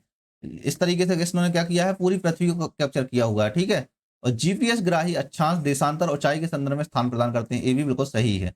और यह विशेष रूप से सैन्य अभियानों के लिए जानकारी प्रदान करता है। तो इसमें ऐसा है, यहाँ पर पूछा है विशेष रूप से सैन्य अभियानों के लिए जानकारी प्रदान करता है। तो जब जीपीएस का सामान आम आदमी के लिए उपलब्ध नहीं था, तब यह क्या होता था, केवल केवल सैन्य अभियानों के लिए ही था, और इसीलिए ही बनाया गया था। इसका एकमात्र पहले उद्देश्य यही था कि एक सटीक जानकारी उपलब्ध कराई जाए, स्पेशली जब शीत युद्ध चल रहा था तब इस सबके लिए उपलब्ध कराया गया था। तो यह इसका नंबर डी हो जाएगा आपका। यह विशेष रूप से नहीं है, आज वर्तमान में यह है केवल विशेष रूप से उसके लिए नहीं है, बल्कि यह व्यापक रूप से नागरिक उपयोग के लिए भी यूज किया जाता है। ठीक है, क्वेश्चन नंबर 40 है। क्वेश्चन नंबर 40 कहता है, समाचार देखते समय आप एक ऐसी जगह के बारे में सुनते हैं जिसके बारे में आपने पहले कभी सुना ही नहीं था। आप उस जगह के बारे में अधिक जानना चाहते हैं और आप इसे मानचित्र पर ढूंढना चाहते हैं। मानचित्र पर स्थान का पता लगाने में सक्षम होने के लिए निम्नलिखित में से कौन सा से आवश्यक है? मैंने पहले ही इसका आंसर बता दिया था, तो अब इसका आंसर इसके बारे में डिस्कस करने की जरूरत नहीं है। इसका सी नंबर सही है। अक्षांश और देशांतर दोनों की जरूरत पड़ सकती है। ठीक है, क्वेश्चन नंबर 41। क्वेश्चन नंबर 41 कहता है, पृथ्वी के आकार और आकृति पर एक समूह चर्चा में है। 3 छात्रों ने निम्नलिखित बिंदुओं पर बताया है। छात्र 1 ने बोला, पृथ्वी का आकार मूल रूप से चपटा गोलाकार है। तो ऐसा तो नहीं है, चपटा गोलाकार नहीं है। बताना है अभी आपको कौन से शेप में है। ठीक है, छात्र 2 है, पृथ्वी का ध्रुवीय व्यास भूमध्यरेखीय व्यास से अधिक है। नहीं, भूमध्यरेखीय व्यास से अधिक नहीं है। ठीक है, भूमध्यरेखीय व्यास से कम होता है। ठीक है, ध्रुवीय व्यास। छात्र 3 बोलता है, भूमध्यरेखीय क्षेत्र के साथ उभार पृथ्वी की परिक्रमा के कारण है। नहीं, अपकेंद्रीय बल के कारण होता है, जो हम पहले ही बता चुके हैं आपको। तो उभार जो है वो अपकेंद्रीय बल के कारण है। अब यहाँ पर लिखा है आकार मूल रूप से चपटा गोलाकार है। चपटा गोलाकार, थोड़ी सा इसको इंग्लिश में देखो। यहाँ पर लिखा है the shape of earth is essentially is oblate spheroid. तो ये वाला सही है। ठीक है, ऑवलेट स्फेरॉइड के रूप में पाया जाता है। तो इसका सही आंसर कौन सा हो जाएगा? आपका ए नंबर सही आंसर हो जाएगा। ठीक है, चपटा चपटा गोलाकार के रूप में पृथ्वी का आकार है। ठीक है, और जियोसाइड में भी है। ठीक है, अब बात आती है हमारे नेक्स्ट क्वेश्चन की। क्वेश्चन कहता है, गुरुत्वाकर्षण बलों के जवाब में समुद्र के पानी के आवधिक उतार चढ़ाव को कहा जाता है। समुद्र के पानी के आवधिक उतार चढ़ाव को कहा जाता है। इसमें है ए नंबर धारा, बी नंबर लहरें, सी नंबर ज्वार, डी नंबर सुनामी। तो गुरुत्वाकर्षण बलों के जवाब में समुद्र के पानी में के आवधिक उतार चढ़ाव को कहा जाता है। एक प्रकार से इसमें क्या कहा जाता है आपको पता है, ज्वार कहा जाता है। गुरुत्वाकर्षण बल के कारण ही बोला जाता है। ठीक है, उठना गिरना मुख्यतः चंद्रमा और सूर्य के गुरुत्वाकर्षण बल का जो आकर्षण बल होता है जिसे ज्वार कहा जाता है। ठीक है, और धारा जो है समुद्र के जल के जो अपेक्षाकृत निरंतर प्रवाह होता है उसको धारा कहा जाता है। लहरें जो होती हैं वो बेसिकली किससे बनती हैं? पवन से बनती हैं, जो सतही तरंग के रूप में होती हैं। और सुनामी किसकी वजह से आती है? समुद्र के नीचे भूकंप आता है, ज्वालामुखी आता है या भूकंप आता है, जिसकी वजह से बहुत बड़ी बड़ी तरंगें उठती हैं, उन्हें ही हम सुनामी कहते हैं। ठीक है, क्वेश्चन नंबर 43। क्वेश्चन नंबर 43 क्या कहता है कि प्रधान माध्यान निम्नलिखित में से किस अफ्रीकी देश से नहीं गुजरता है? प्रधान माध्यान जो है वो किस अफ्रीकी देश से होकर नहीं गुजरता है? मोरक्को, अल्जीरिया, माली, घाना। तो इसका जो सही आंसर हो जाता है वो प्रधान माध्यान रेखा जो ग्रीनविच यूके से होकर गुजरती हुई दक्षिण की ओर से होता है और यूरोप और अफ्रीका से होकर गुजरती है। अफ्रीका में जो कहाँ कहाँ से गुजरती है, तो ये देखो अफ्रीका में कहाँ कहाँ से गुजरती है। इसने पूछा अफ्रीकी देश में कहाँ से नहीं गुजरता है, जो नहीं आएगा वो समझ लो आंसर है। तो अफ्रीका में कहाँ से गुजरती है? तो अल्जीरिया से गुजरती है। अल्जीरिया से गुजरती है। ठीक है, और इसके बाद कहाँ से गुजरती है? माली। ठीक है, माली भी आ गया इसमें। फिर बुर्किना फासो, बुर्किना फासो, और इसके बाद कहाँ से? घाना से। तो ये 4 देशों से होकर गुजरती है। तो इसमें कौन सा नहीं है? मोरक्को नहीं है। तो इसका सही आंसर कौन सा हो जाएगा? मोरक्को सही आंसर हो जाएगा। ठीक है, क्वेश्चन नंबर 44। क्वेश्चन नंबर 44 कहता है, दुनिया के निम्नलिखित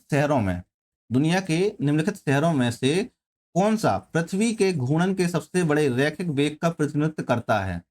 रैखिक वेग का प्रतिनिधित्व करता है, हमें उसके बारे में बताना है। पृथ्वी के घूर्णन से उत्पन्न जो रैखिक वेग है वो अक्षांश पर निर्भर करता है। किस पे? अक्षांश पर निर्भर करता है। और भूमध्य रेखा पर यह जो है अधिकतम होता है। ठीक है, क्योंकि वहां जो दूरी से है, दूरी त्रिज्या से सबसे अधिक होती है। और जैसे जैसे जैसे मतलब ध्रुवों की ओर जाते हैं तो धुरी की जो है दूरी घटती जाती है, और इसलिए रैखिक वेग भी जो है वो धीरे धीरे कम होता जाता है। ठीक है, अब इसने पूछा है दुनिया में निम्नलिखित में से कौन सा शहर है जो पृथ्वी के घूर्णन में सबसे बड़े रैखिक वेग का प्रतिनिधित्व करता है, सबसे बड़े रैखिक वेग का प्रतिनिधित्व करता है। तो इसमें से जो सबसे शहर दिया है वो भूमध्य रेखा के निकट जो सबसे निकट होगा, भूमध्य रेखा के जो सबसे निकट होगा वही शहर सबसे ज्यादा रैखिक वेग का प्रतिनिधित्व कर रहा होगा। तो कौन सा है? वो कंपाला युगांडा के पास जो शहर है वो स्थित है। फिर उसके बाद जो सेंट पीटर्सबर्ग है, स्टॉकहोम है, वो उच्च अक्षांशों में स्थित है। मैड्रिड है वो मध्यम अक्षांश पर स्थित है। तो सबसे जो अधिक प्रतिनिधित्व करेगा रैखिक प्रतिनिधित्व का, वो कौन करेगा? वो कंपाला युगांडा ही करेगा। ठीक है, युगांडा, रवांडा, ये सारे जो हैं कंट्री आसपास हैं, इनको जरूर पढ़ो एक बार, आपको इनके बारे में पता होना चाहिए क्योंकि ये काफ़ी न्यूज़ में होते रहते हैं। ठीक है। क्वेश्चन नंबर 45, यदि आप अंतर्राष्ट्रीय तिथि रेखा के पार पूर्व की ओर उड़ रहे हैं तो क्या होगा? अंतर्राष्ट्रीय तिथि रेखा के पार पूर्व की ओर उड़ रहे हैं तो क्या होगा? आप 12 घंटे खो देंगे, आप 12 घंटे प्राप्त करेंगे, आप 24 घंटे प्राप्त करेंगे, आप 24 घंटे खो देंगे। इसने पूछा है यदि आप अंतर्राष्ट्रीय तिथि के पार पूर्व की ओर उड़ रहे होंगे, पूर्व की ओर पूछा है इसने। पूर्व की ओर जो है अंतर्राष्ट्रीय तिथि रेखा एक दिन का बदलाव होता है। अगर मान लो जो इंटरनेशनल डेट लाइन है, ठीक है, तो वो है मान लो पूर्व की ओर पार करते हैं, यानी तिथि रेखा के पश्चिमी भाग से पूर्व की ओर जाते हैं तो कैलेंडर में एक दिन घट जाता है। ठीक है। तो सामान्य परीक्षा भाषा में कहें तो 24 घंटे हमें अतिरिक्त मिल जाते हैं। ठीक है, क्योंकि आप पिछली तो तिथि में लौट आते हैं, तो इसलिए जो है विकल्प सी 24 घंटे प्राप्त करेंगे। क्या करेंगे? 24 घंटे प्राप्त करेंगे। ठीक है। अब इसमें लिखा है पूर्व की ओर उड़ रहे होंगे तो क्या होगा? ठीक है, दृष्टि पार करके पूर्व की रहे होंगे तो हमें एक दिन एक्स्ट्रा मिल जाता है, यानी कि 24 घंटे हम पुरानी तिथि में आ चुके होंगे। ठीक है, पूर्व की ओर उड़ रहे होंगे तो। ठीक है। क्वेश्चन नंबर 46, नई दिल्ली, यानी कि नई दिल्ली नहीं लिखा है इसमें, तो नई दिल्ली है जो, नई दिल्ली दोपहर के 12 बजे हैं और लंदन यूके में यह समय क्या होगा? क्या समय होगा? तो समय बताना है हमें, सुबह 6:30 बजे होंगे, सुबह शाम के 6:30 होंगे, सुबह के 5:30 होंगे, कितने बजे होंगे? नई दिल्ली और लंदन यूके में तो 5.5 घंटे आगे है, तो आपको उसके हिसाब से समय बताना है। ठीक है। तो नई दिल्ली में कितने बजे हैं? 12 बजे हैं। ठीक है, 12 में हमें 5.5 घंटे घटा देने हैं, 5.5 घंटे के बताना है, लगभग कितने? 6:30 बजे होंगे, कितने के? सुबह के। क्योंकि दोपहर के 12 बजे हैं तो एकदम से सुबह हो जाएगी हमारे लिए वहाँ पर, तो सुबह के 6:30 बजे रहे होंगे उस वहाँ पर। ठीक है, सुबह के 6:30 बज रहे होंगे क्योंकि दोपहर के 12 बजे हैं और इसमें घटा दो हम इसमें। ठीक है, तो हम पहले पहुँच जाएंगे 6:30 बजे। ठीक है। क्वेश्चन नंबर 47, क्वेश्चन नंबर 47 कहता है सूर्य, पृथ्वी और चंद्रमा, सूर्य, पृथ्वी और चंद्रमा की निम्नलिखित में से कौन सी स्थिति वसंत ज्वार के लिए उपयुक्त है? वसंत ज्वार के लिए उपयुक्त है। अब इसमें लिखा है सिजगी संयोजन यानी कंजक्शन, सिजगी विरोध, सिजगी अपोजिशन और क्वाड्रेचर यानी कि विषुव का समय होता है। ठीक है, नीचे दिए गए कोड का उपयोग करके सही उत्तर चुनिए। अब इसने पूछा है सूर्य, पृथ्वी और चंद्रमा के बीच की क्या कहते हैं? वसंत ज्वार कहते हैं। ठीक है, तो सूर्य और चंद्रमा जो है गुरुत्वाकर्षण बल जो है एक दिशा में मिलकर अधिकतम ज्वारीय परास बनाते हैं, और जो ऐसी सीधी रेखा होती है उसको सिजगी कहा जाता है। क्या कहा जाता है? सिजगी कहा जाता है। ठीक है, अब इसमें क्या होता है, जो सूर्य होगा, पृथ्वी, चंद्रमा होगा, एक सीधी रेखा में आएंगे, तो ऐसे टाइम पे जो है सिजगी संयोजन होगा। क्या होगा? सिजगी संयोजन होगा। ठीक है, और क्या होगा इसके अलावा? इसके अलावा होगा आपका चतुर्भुज, क्वाड्रेचर। तो इसका सही आंसर कौन सा हो जाएगा? आपका सही आंसर हो जाएगा, नहीं नहीं, सिजगी अपोजिशन, सॉरी, यहाँ पर सिजगी ये नहीं होगा, आपका हो जाए सही आंसर कौन सा? 1 और 2 होगा, सिजगी विरोध, सिजगी विरोध, सिजगी अपोजिशन कहा जाता है। ठीक है, तो सी नंबर आपका सही होगा। क्वेश्चन नंबर 48, क्वेश्चन नंबर 48 कहता है, इसको पढ़िए ध्यान से, निम्नलिखित कथनों पर विचार कीजिए कौन सा कथन सही है। उत्तरी ध्रुव और दक्षिणी ध्रुव पर देशांतरों के बीच की दूरी शून्य हो जाती है। भूमध्य रेखा पर देशांतरों के बीच की दूरी अधिकतम होती है और देशांतरों की संख्या अक्षांशों की संख्या से अधिक होती है। केवल 1, केवल 2, केवल 1, 3, 1 और 3, केवल 1, 2 और 3। तो अभी आपको सही आंसर बताना है इसका। इसने पूछा है उत्तरी ध्रुव और दक्षिणी ध्रुवों पर देशांतरों के बीच की दूरी शून्य हो जाती है, तो एकदम सही है, देशांतरों के बीच की दूरी जो है शून्य हो जाती है। ध्रुवों पर जो है देशांतरों की, ऐसे होता है ना, देखो अगर आपने एक ए बना लिया, ठीक है, अंडाकार शेप में बन गया, इसको दोबारा से शेप को बनाते हैं, हाँ ठीक है, ए बन गया, और यहाँ पर जो है इस टाइप के देशांतर होते हैं, यहाँ पर आके जुड़ जाते हैं एक दूसरे से। ठीक है, इस तरीके से जुड़ते हैं, तो यहाँ पर ये है शून्य हो गया, तो उत्तरी और दक्षिणी ध्रुव पर देशांतरों के बीच की दूरी जो है शून्य हो जाती है, और भूमध्य रेखा पर देशांतरों के बीच की दूरी अधिकतम होती है। एकदम सही है, देखो यहाँ पर अधिकतम हो रही है, और देशांतरों की संख्या अक्षांशों की संख्या से अधिक होती है, ए भी सही है। ठीक है, अब यहाँ पर बेसिकली क्या है, 0 से 180 डिग्री होते हैं, ठीक है, देशांतर जो है, और कुल 360 होते हैं, और जो 0 से 90 डिग्री होते हैं कितने अक्षांश होते हैं, तो कुल कितने 90 90 181 होते हैं, और ये 360 होते हैं, ये टोटल 360 होते हैं। तो सही आंसर कौन सा हो जाएगा आपका? डी नंबर सही हो जाएगा। ठीक है, क्वेश्चन नंबर 49, क्वेश्चन नंबर 49 कहता है एक भौगोलिक ग्रिड, एक भौगोलिक ग्रिड में है, एक भौगोलिक ग्रिड में क्या है, अक्षांश को चिन्हित करने के लिए दुनिया भर में पूर्व से पश्चिम तक चलने वाली रेखाएं हैं। उत्तरी ध्रुव से दक्षिणी ध्रुव तक, उत्तर से दक्षिण तक चलने वाली रेखाएं देशांतर को दर्शाती हैं। ऊपर दिए गए कथन को कौन सा कथन सही है? केवल एक, केवल दो, एक और दो, दोनों, ना तो एक और ना ही दो। सही आंसर बताना है। भौगोलिक ग्रिड में क्या क्या आता है? तो देखो यहाँ पर अक्षांश को चिन्हित करने के लिए दुनिया भर में पूर्व से पश्चिम तक चलने वाली रेखाएं हैं, एकदम सही है, ये तो भौगोलिक ग्रिड में आती हैं। उत्तरी ध्रुव से दक्षिणी तक और उत्तर से दक्षिण तक चलने वाली रेखाएं देशांतर दर्शाती हैं, ये भी सही है, तो दोनों सही आंसर हो जाते हैं। आपका सी नंबर है, भौगोलिक ग्रिड में यही आता है। इसके बारे में हम पहले ही बता चुके हैं। ठीक है, क्वेश्चन नंबर 50। क्वेश्चन नंबर 50 कहता है अंतर्राष्ट्रीय तिथि रेखा। अंतर्राष्ट्रीय तिथि रेखा के संबंध में निम्नलिखित कथनों पर विचार करें और कौन सा कथन सही है? यह लगभग 180 डिग्री मध्याह्न रेखा है जो अटलांटिक महासागर से घिरे भूमि क्षेत्रों से बचने के लिए थोड़ा पूर्व और पश्चिम की ओर विचलित होती हैं। इस रेखा के पूर्व की तिथि पश्चिम की तुलना में 24 घंटे पहले है। ऊपर दिए गए कथनों में से कौन सा कथन सही है? तो हमें इसका सही आंसर बताना था अंतर्राष्ट्रीय तिथि रेखा के संबंध में। तो देखो, सबसे उसने पूछा है कि क्या बताया है इसने, यह 180 डिग्री मध्याह्न रेखा है जो अटलांटिक महासागर से भूमि क्षेत्रों को बचने के लिए थोड़ा पूर्व से पश्चिम की ओर विचलित होती है। ठीक है, आसपास प्रसाद मार्ग से खींची जाती है, भूमि और मूर्ति है, तो लेकिन यहाँ पर क्या है, अटलांटिक महासागर कहा गया है। ठीक है, लेकिन यहाँ पर एक और का बात कही गई है, अटलांटिक महासागर से घिरे भूमि क्षेत्रों से बचने के लिए थोड़ा पूर्व और पश्चिम की ओर विचलित की गई है। ठीक है, तो यहाँ पर जो है भूमि और द्वीपों से देश से बचने के लिए की गई है, ना कि अटलांटिक महासागर के भूमि क्षेत्रों से बचने के लिए, तो इसलिए यह गलत हो जाता है। ठीक है, और इस रेखा के पूर्व की तिथि पश्चिम की तुलना में 24 घंटे से पहले है, तो ए वाला सही है, एकदम सही है। ठीक है, तो आपका जो सही आंसर हो जाएगा कौन सा हो जाएगा? बी नंबर सही आंसर हो जाएगा। ठीक है, क्वेश्चन नंबर 51 कहता है निम्नलिखित में से कौन सा कथन सही है? यह हर 14-15 दिनों में होता है, तो चंद्रमा की पहली और तीसरी तिमाही के साथ मेल खाता है। इस ज्वार की एक छोटी ज्वारीय सीमा होती है क्योंकि चंद्रमा सूर्य के गुरुत्वाकर्षण बल चतुर्भुज में होते हैं। दिए गए कोड का उपयोग करके उत्तर चुनें। अब हमें उत्तर बताना है, इसमें से निम्न ज्वार के संबंध में बताना है। और किसके संबंध में? निम्न ज्वार के संबंध में हमें आंसर बताना है। अब यहाँ पर देखिए, निम्न ज्वार तब होता है जैसे जब सूर्य और चंद्रमा जो है पृथ्वी के सापेक्ष जो है 90 डिग्री चतुर्भुज स्थिति में होते हैं, यानी जो है चंद्रमा की प्रथम और तृतीय तिमाही, फर्स्ट क्वार्टर और थर्ड क्वार्टर के आसपास होता है, तभी ये होता है। ठीक है, और स्थिति में जो है सूर्य और चंद्रमा के जो है गुरुत्वाकर्षण का प्रभाव जो है आंशिक रूप से एक दूसरे पर कम कर देते हैं, और ऐसी स्थिति में जो बेसिकली ज्वार ये परास लो हाई टाइड या लो टाइड का अंतर आता है वो कम हो जाता है। और यह जो स्थिति है हर 14-15 दिनों में होती है, क्योंकि चंद्रमा जो है वो बेसिकली हर तिमाही में 2 चरण में आता है। ठीक है ना, इसलिए कथन 1 भी सही हो जाता है और कथन 2 भी सही इसलिए ही हो जाता है। इसका आंसर इसलिए सी नंबर सही हो जाएगा। Question number 52।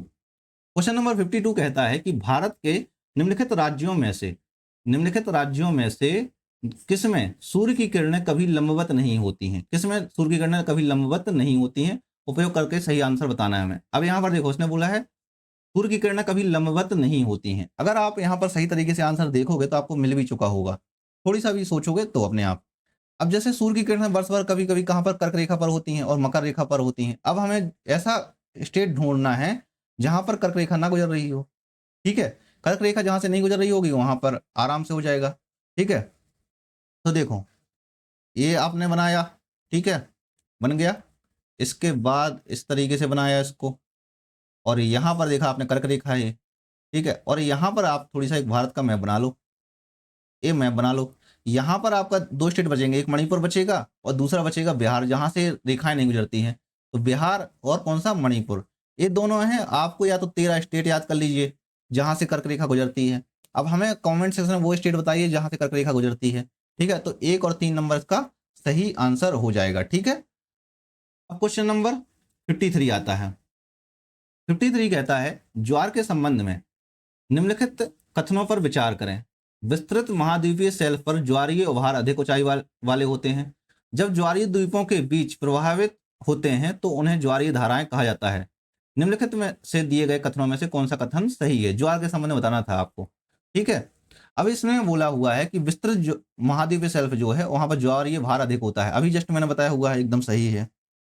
ठीक है, और जब ज्वार हैं द्वीपों के बीच प्रभावित होते हैं तो उन्हें प्रवाहित होते हैं तो उन्हें ज्वारीय धाराएं कहा जाता है। ये भी अभी जस्ट बताया हम मैंने। तो इसका जो सही आंसर हो जाएगा वो कौन सा? सही सी नंबर सही आंसर हो जाएगा। ठीक है, क्वेश्चन नंबर 54 कहता है जो कि जियो साइंटिस्ट एग्जाम में आया हुआ था, निम्नलिखित में से कौन सा रेगिस्तान भूमध्य रेखा के उत्तर या दक्षिण में 20 डिग्री या 30 डिग्री अक्षांश के आसपास स्थित नहीं है? इसने नहीं है आंसर पूछा है। कौन सा भूमध्य रेखा के उत्तर और दक्षिण में 20 डिग्री अक्षांश पर आसपास स्थित नहीं है? कौन सा रेगिस्तान है? रेगिस्तान बताना है हमें जो 20 डिग्री और 30 डिग्री अक्षांश के आसपास स्थित नहीं है।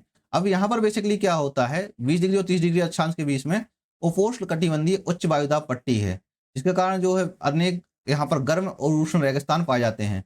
जैसे अगर यहाँ पर देखा जाए तो अटाकामा भी पाया जाता है, ठीक है, कालाहारी मरुस्थल भी पाया जाता है और ऑस्ट्रेलिया का जो है ग्रेट विक्टोरिया भी पाया जाता है। लेकिन जो गोबी मरुस्थल है वो मध्य एशिया के मंगोलिया में स्थित है, और ये जो गोबी मरुस्थल है ये कहाँ पर स्थित है?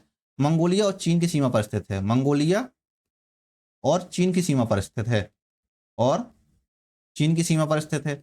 अब यहाँ बेसिकली क्या है, यह जो है शीत मरुस्थल के नाम से आता है, शीत या समशीतोष्ण रेगिस्तान भी कहा जाता है इसको, शीत या समशीतोष्ण रेगिस्तान कहा जाता है, ठीक है, शीत या समशीतोष्ण रेगिस्तान कहा जाता है, जो कि यहाँ पर स्थित है, ठीक है। क्वेश्चन नंबर 55, क्वेश्चन नंबर 55 कहता है उत्तरी गोलार्ध में उत्तर मुखी ढलानों और दक्षिण मुखी ढलानों के बारे में इनमें से कौन सा कथन सही नहीं है? इसने गलत कथन पूछा है, कौन सा? हमें गलत कथन बताना है, गलत कथन पूछा है। अब गलत कथन इसने पूछा है कि उत्तर मुखी ढलान बर्फ से ढके हुए हैं, जबकि दक्षिण मुखी ढलान जो है वो बिना ढके हुए हैं। तो ये सही है, उत्तर मुखी ढलान जो है बर्फ से ढके हुए हैं, जबकि दक्षिणी मुखी ढलान है वो बिना ढके हुए हैं, एकदम सही है। दक्षिण की ओर ढलान की तुलना में उत्तर की ओर ढलान कम तीव्र और विकिरण होती है, तीव्र विकिरण होते हैं, एकदम सही है। उत्तर की ओर ढलान जो है बर्फ और दक्षिण की ओर ढलान की तुलना में कम ऊंचाई पर पाई जाती है, ये भी सही है। और उत्तर की ओर ढलान और दक्षिण की ओर ढलान पर वृक्ष रेखा की विशेषताएं हैं, वृक्ष रेखा की वहां विशेषताएं नहीं है, तो ये इसका सही आंसर हो जाएगा, डी नंबर सही हो जाएगा। वृक्ष रेखा एक प्रकार की क्या है, तापमान और विकिरण पर निर्भर करती है, इसलिए यहाँ पर जो है उत्तर और दक्षिण ढलान पर वृक्ष रेखाएं की विशेषताएं जो हैं वो समान नहीं होती हैं। तो जो उत्तर ढलान पर जो वृक्ष रेखाएं हैं वो प्रायः क्या होती हैं, उसके नीचे होती हैं, ठीक है, और दक्षिणी ढलान पर जो है उसके ऊपर होती हैं, इसलिए जो डी नंबर है वो गलत हो जाएगा, ठीक है। क्वेश्चन नंबर 56 आ जाएगा। 56 कहता है, क्वेश्चन नंबर 56, आप 40 डिग्री उत्तरी अक्षांश और 90 डिग्री पश्चिमी देशांतर पर स्थित हैं। आप सीधे उत्तर में 40 डिग्री और फिर सीधे पूर्व में 60 डिग्री यात्रा करते हैं। आप नए निर्देशांक क्या हैं? इसको थोड़ी सा कॉमन सेंस लगाएंगे। प्रारंभिक स्थिति उसने बोला है कि 40 डिग्री है, ठीक है, और 90 डिग्री जो है पश्चिमी देशांतर है, तो ये जो है यहीं पर है, ठीक है। अब 40 डिग्री जाने पर अक्षांश में 40 डिग्री की वृद्धि होती है उत्तरी दिशा में, जब आप यहाँ पर जाएंगे तो 40 डिग्री की वृद्धि होगी उत्तर में, ठीक है। और यहीं पर जो है फिर सीधे में जो है पूर्व में 60 डिग्री यात्रा करते हैं। जब पूर्व में 60 डिग्री की यात्रा करते हैं तो इसलिए जो नया अक्षांश होगा आपका कितना हो जाएगा, यहाँ पर नया अक्षांश हो जाएगा 40 डिग्री नॉर्थ प्लस 40 डिग्री और बढ़ाए तो आपने 80 डिग्री नॉर्थ में आप पहुंच चुके होंगे। अब देशांतर 90 डिग्री वहीं रहेगा, जो देशांतर आपका यही 90 डिग्री ही रहेगा। अब उत्तर दक्षिण चलने से देशांतर नहीं बदलता है, ध्यान रहे यहाँ पर। जब आप ऊपर की ओर जाते हैं या नीचे की ओर जाते हैं, ऊपर की ओर यहाँ या नीचे की ओर जाते हैं, तो यहाँ पर कोई भी देशांतर नहीं बदलता है, देशांतर आपका वही रहेगा, क्या रहेगा, वही रहेगा जो पहले था, ठीक है, क्योंकि आप ऊपर की ओर जा रहे हैं। लेकिन अगर आप पूर्व या पश्चिम की ओर जा रहे हैं तो आपकी अक्षांश रेखाएं बदलेंगी, ठीक है, लेकिन उत्तर और दक्षिण की ओर जा रहे हैं तो आपका देशांतर रेखाएं नहीं बदलेगी, वही रहेगी जो बिंदु पहले था, ठीक है। तो यहाँ पर इतना ध्यान रखना है आपको। इसके बाद जो है अब मान लो 90 डिग्री हम वेस्ट की ओर जा रहे हैं और 60 डिग्री पूर्व की ओर जा रहे हैं, तो हम प्रधान माध्य रेखा जो है वो 0 डिग्री के आसपास आ जाएगा। अब जो नया देशांतर होगा कितना होगा, 90 डिग्री, ठीक है, -60 डिग्री मतलब 30 डिग्री वेस्ट के आसपास होगा। तो हमारा जो सही आंसर होगा कि 80 डिग्री नॉर्थ के साथ 30 डिग्री वेस्ट में होगा, ठीक है। तो सही आंसर कौन सा होगा, 80 डिग्री उत्तरी और 30 डिग्री पश्चिमी सही आंसर होगा हमारा, ठीक है। क्वेश्चन नंबर 57, क्वेश्चन नंबर 57 कहता है प्रधान मध्याह्न रेखा 0 डिग्री देशांतर निम्नलिखित में से किस देशों से होकर नहीं गुजरती है, किस देशों से होकर नहीं गुजरती है? अब इसमें से आपको वही आंसर लगाना है, आपको कॉमन सेंस लगाना है, ठीक है। जहां जहां से होकर गुजरती है तो सबसे पहले ये तो लंदन में स्थित ही है, इंग्लैंड में स्थित है, ठीक है, तो आपका कौन सा हो जाएगा, एक तो सही हो जाएगा, ठीक है, इसलिए एक से होकर गुजरती है, एक से होकर गुजरती है, तो एक जहां जहां है वो गलत कर दो। अब बचा कौन सा, बी सी। तो अब कॉमन कौन सा, 3 नंबर तो आपका सही होना चाहिए, 3 नंबर आपका सही होगा। 2 और 4 में चेक कर लो, फ्रांस और स्कॉटलैंड में चेक कर लो आप। फ्रांस और स्कॉटलैंड में, स्कॉटलैंड का जो अधिकांश हिस्सा है वो 0 डिग्री के आसपास है, 0 डिग्री से पश्चिम में है, ठीक है, तो स्कॉटलैंड नहीं होना चाहिए, ठीक है, स्कॉटलैंड नहीं 0 डिग्री के आसपास है, ठीक है। अब वहीं पर देखा जाए जो फ्रांस है, तो फ्रांस के आसपास अगर देखा जाए तो फ्रांस कितने में है, तो यह जो उत्तरी फ्रांस से होकर गुजरती है, कहाँ से, उत्तरी फ्रांस से होकर गुजरती है। तो हमारा जो सही आंसर हो जाएगा वो हो जाएगा 3। कहाँ से नहीं होकर गुजरती है, कहाँ से, तो एक तो स्कॉटलैंड से, क्यों मैंने बोला 0 डिग्री के आसपास, तो एक तो यहाँ से होकर नहीं गुजरती है, और दूसरा कहाँ से होकर नहीं गुजरती है आपकी 3 और 4, ठीक है, तो फ्रांस से होकर नहीं गुजरती है, उत्तरी हिस्से से गुजरती है फ्रांस के, और इंग्लैंड के से गुजरती है, तो 1 और 2 से हो जाएगी, 3 और 4 नहीं होगा आपका। मैं बार बार ध्यान भूल जाता हूँ कि यहाँ पर नहीं क्वेश्चन पूछा हुआ था, नहीं गुजरती है, ठीक है, इसलिए क्वेश्चन को ध्यान रखना है, जब पूछा जाए तो क्वेश्चन ध्यान रखना है कि क्वेश्चन में क्या पूछा गया था, ठीक है। क्वेश्चन नंबर 58, उत्तरी गोलार्ध में वर्ष का सबसे लंबा दिन सामान्यतः कहाँ होता है, सबसे लंबा दिन कहाँ होता है उत्तरी गोलार्ध में, पूछा है उसने, ठीक है।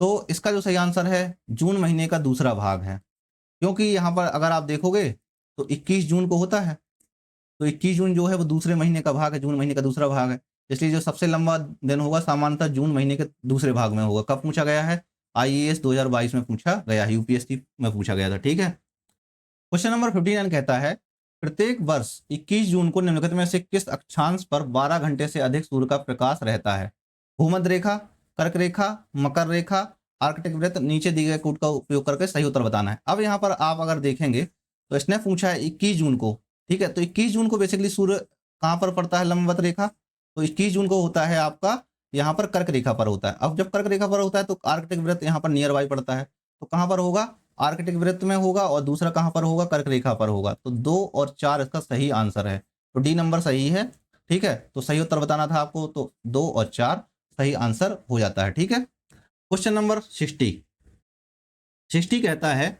Green which mean time 10 AM है, 90 डिग्री ईस्ट देशांतर पर क्या होगा, ठीक है, अगर ग्रीन विच जो है जीएमटी 10 AM पर होगा तब यह क्या है 90 डिग्री देशांतर पर क्या होगा। सो इसका जो सही आंसर है वो है आपका, सही आंसर अभी हम निकालते हैं, पहले वही तरीका है आपका 15 डिग्री, 15 डिग्री कितना देशांतर, 1 घंटे का अंतर होता है, ठीक है। और जीएमटी जो 90 डिग्री ईस्ट का अर्थ है, जीएमटी पर लगभग 90 डिग्री पूर्व पर है, 90 डिग्री पूर्व में है, ठीक है। अब इसलिए जो है समय आगे होगा, तो 90/15 बराबर कितना आ जाएगा, 6 घंटे का अंतराल आ जाएगा।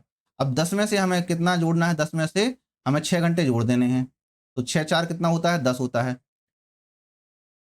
6 4 10 हो जाता है, यानी कि 10 में से 6, तो 4 PM आ जाएगा हमारा, 4 PM आंसर आ जाएगा, ठीक है। तो डी नंबर सही आंसर हो जाएगा, ठीक है। क्वेश्चन नंबर 61, क्वेश्चन नंबर 61 कहता है कि निम्नलिखित देशांतर और अक्षांश रेखाओं पर विचार करें, कौन सी रेखाएं महान वृत्त हैं, महान वृत्त हैं उसने पूछा है। अब यहाँ पर अगर आप देखोगे तो उसने महान वृत्त के बारे में पूछा हुआ है, एक तो है प्राइम मेरिडियन रेखा और दूसरी है इक्वेटर, ये दोनों ही हैं जो महान वृत्त के रूप में हैं, ठीक है, महान वृत्त के रूप में है, ठीक है। तो इसका जो सही आंसर हो जाएगा 1 और 3 सही आंसर हो जाएगा। कर्क रेखा एक महान वृत्त के रूप में नहीं है, वो मैं पहले भी आपको बता चुका हूं, ठीक है। सबसे बड़ा अक्षांशीय वृत्त है और प्रधान माध्य रेखा सबसे बड़ा देशांतीय है, ठीक है। फिर आता है 62 नंबर और हमारा अंतिम क्वेश्चन है ये वाला, ठीक है, 62 हमारा अंतिम क्वेश्चन है। उत्तरी गोलार्ध में ग्रीष्म संक्रांति के समय निम्नलिखित में से कौन सा अक्षांश सूर्य की किरणों का न्यूनतम कोण का अनुभव करेगा। उत्तरी गोलार्ध में ग्रीष्म संक्रांति के निम्नलिखित में से कौन सा अक्षांश जो है सूर्य की किरणों का न्यूनतम कोण अनुभव करेगा, तो आपको बताना है कौन सा करेगा न्यूनतम अनुभव ग्रीष्म संक्रांति के समय पर, कौन सा अक्षांश जो है सूर्य किरणों की न्यूनतम अनुभव करेगा। अब जो है देखो यहाँ पर मैं आपको बताता हूँ इसका कॉन्सेप्ट क्या है, कॉन्सेप्ट देखो, है ना। प्रश्न पूछा ग्रीष्म संक्रांति में, अब थोड़ी सा अगर आप ध्यान से देखोगे तो अभी जस्ट आपको समझ में आ जाएगा। अब यहाँ पर उसने पूछा है उत्तरी, मतलब यहाँ पर जो है, अब जैसे उत्तरी गोलार्ध में है, यहाँ पर सूर्य है, यहाँ पर, ठीक है, यहाँ पर है सूर्य, तो कहाँ पर कर्क रेखा पर है, यहाँ पर है सूर्य ग्रीष्म संक्रांति के दौरान, ठीक है। जब यहाँ पर है तो कहाँ पर कम पड़ेगा, वो सबसे कम पड़ेगा कहाँ पर, मकर रेखा में पड़ेगा। आप देख पा रहे होंगे मकर रेखा यहाँ पे है, ठीक है। जब यहाँ पर है तो यहाँ पर, हालांकि पड़ेगा तो इधर भी, लेकिन यहाँ पर अंटार्कटिक वृत्त नहीं है, ठीक है। यहाँ पर विषुवत रेखा है तो विषुवत रेखा पर पड़ेगा, कर्क रेखा पर है ये, आर्कटिक वृत्त में भी है ये, 12 घंटे का है, तो कौन सा बचेगा, मकर रेखा बचेगा, ठीक है। तो सूर्य किरणों की जो आपतन कोण सबसे न्यूनतम होगा वो कहाँ पर होगा, मकर रेखा पर होगा। तो हमारे लगभग 62 क्वेश्चन हो गए हैं, बीच में थोड़ी बहुत हर्डल्स आए होंगे, हो सकता है आपको थोड़ी बहुत वॉइस में भी अगर प्रॉब्लम आई हो, पता नहीं कहीं पे आई होगी। बाद में जब मैं अपलोड करूँगा तो थोड़ी बहुत चेक करके थोड़ी बहुत सुधारने की कोशिश करूँगा, अगर कोई भी गलती हुई होगी। तो उसके लिए देखिए हमारे साथ जुड़े रहें, लगातार हम प्रयास करेंगे कि हमारी वीडियोज़ बहुत अच्छी आएँ, हमारा जो कंटेंट हो वो दिन पे दिन अच्छा ग्रोथ करे। और इसके अलावा आपको ये परमार एसएससी की जो क्लासेस हैं या जो भी हैं वीडियोज़ हैं, जो ये हम लिटिल बॉय का जो सॉल्यूशन करवा रहे हैं, एक प्रकार का कॉपीराइट भी नहीं है। क्योंकि देखो मेरा उद्देश्य है पीवाईक्यू सॉल्व करना। अब मुझे पीवाईक्यू की सबसे अच्छी बुक मिली तो मैंने इसको सॉल्व करवा रहा हूँ, ठीक है? सिर्फ़ क्वेश्चन उनके हैं और एक प्रकार से उनकी बुक है और कुछ भी नहीं है, ठीक है? टेलीग्राम पर आपको इसका पीडीएफ भी मिल जाएगा, तो आप पीडीएफ भी लगा सकते हैं। आपको सही क्वेश्चंस का आंसर पता चल जाएगा। थोड़ी बहुत एनालिसिस भी आपको मिल चुका होगा। तो प्राइम अकेडमी आप डाउनलोड कर सकते हैं आप। कहाँ पर? प्ले स्टोर पर आपको ये मिल जाएगा, ठीक है?